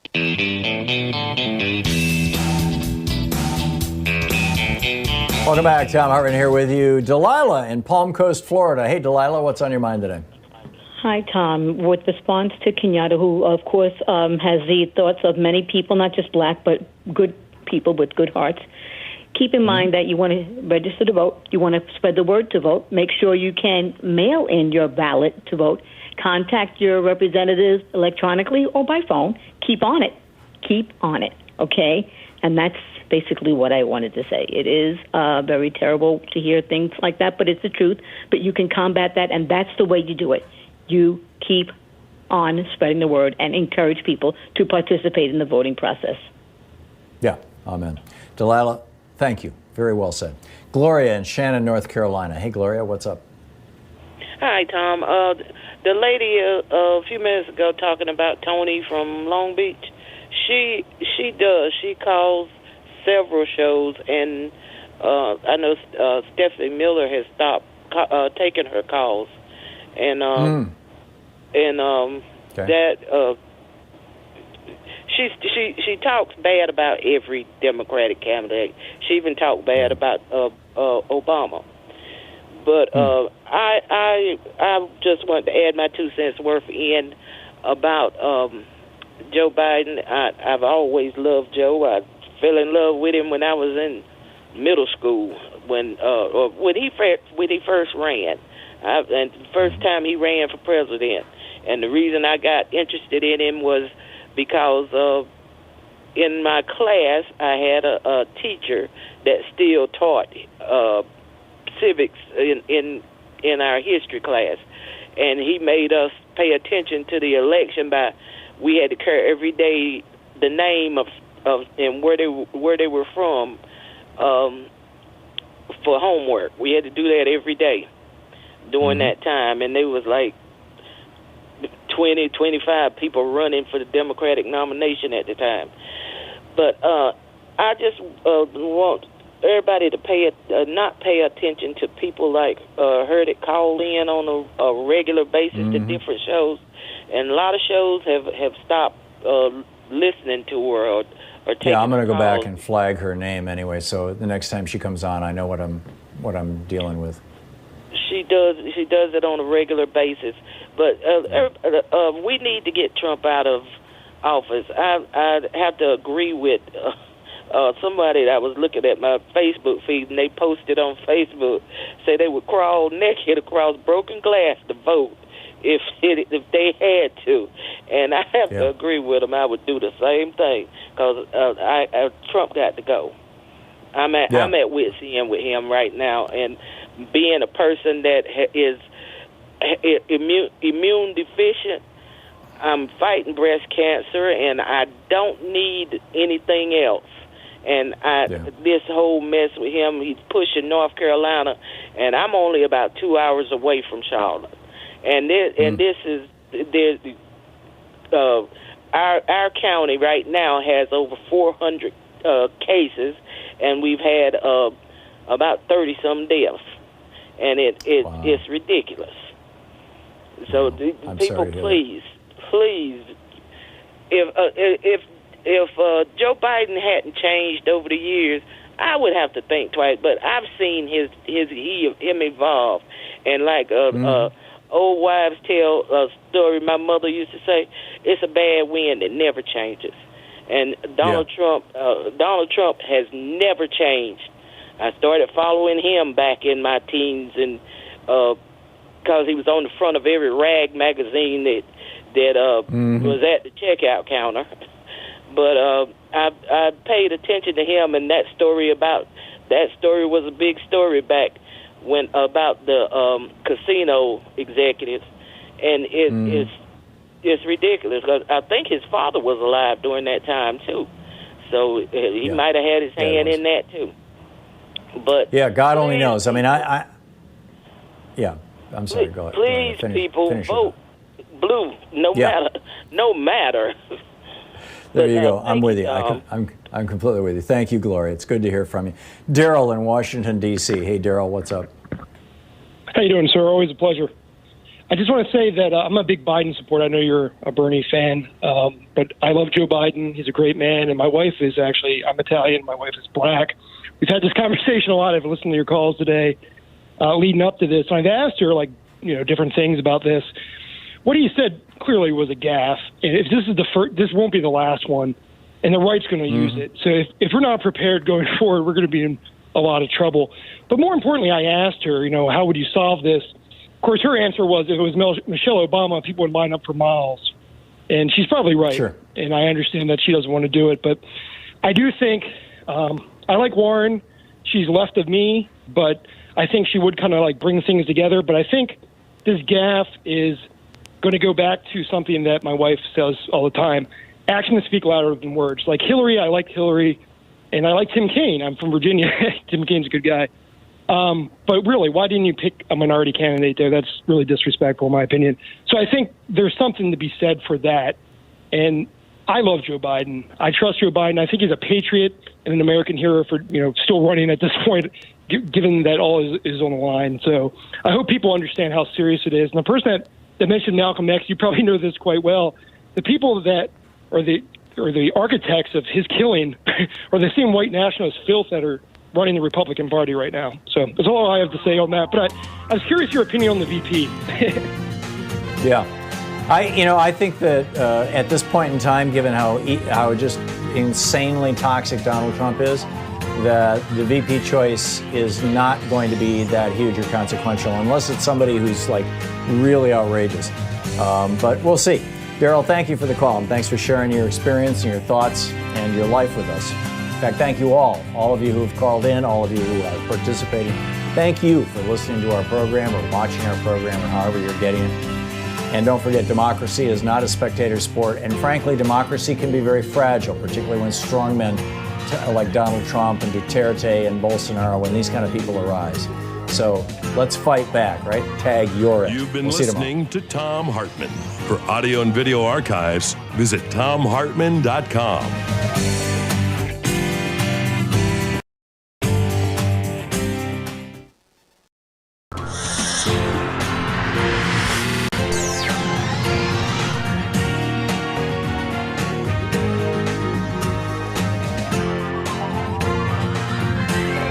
We say fight back!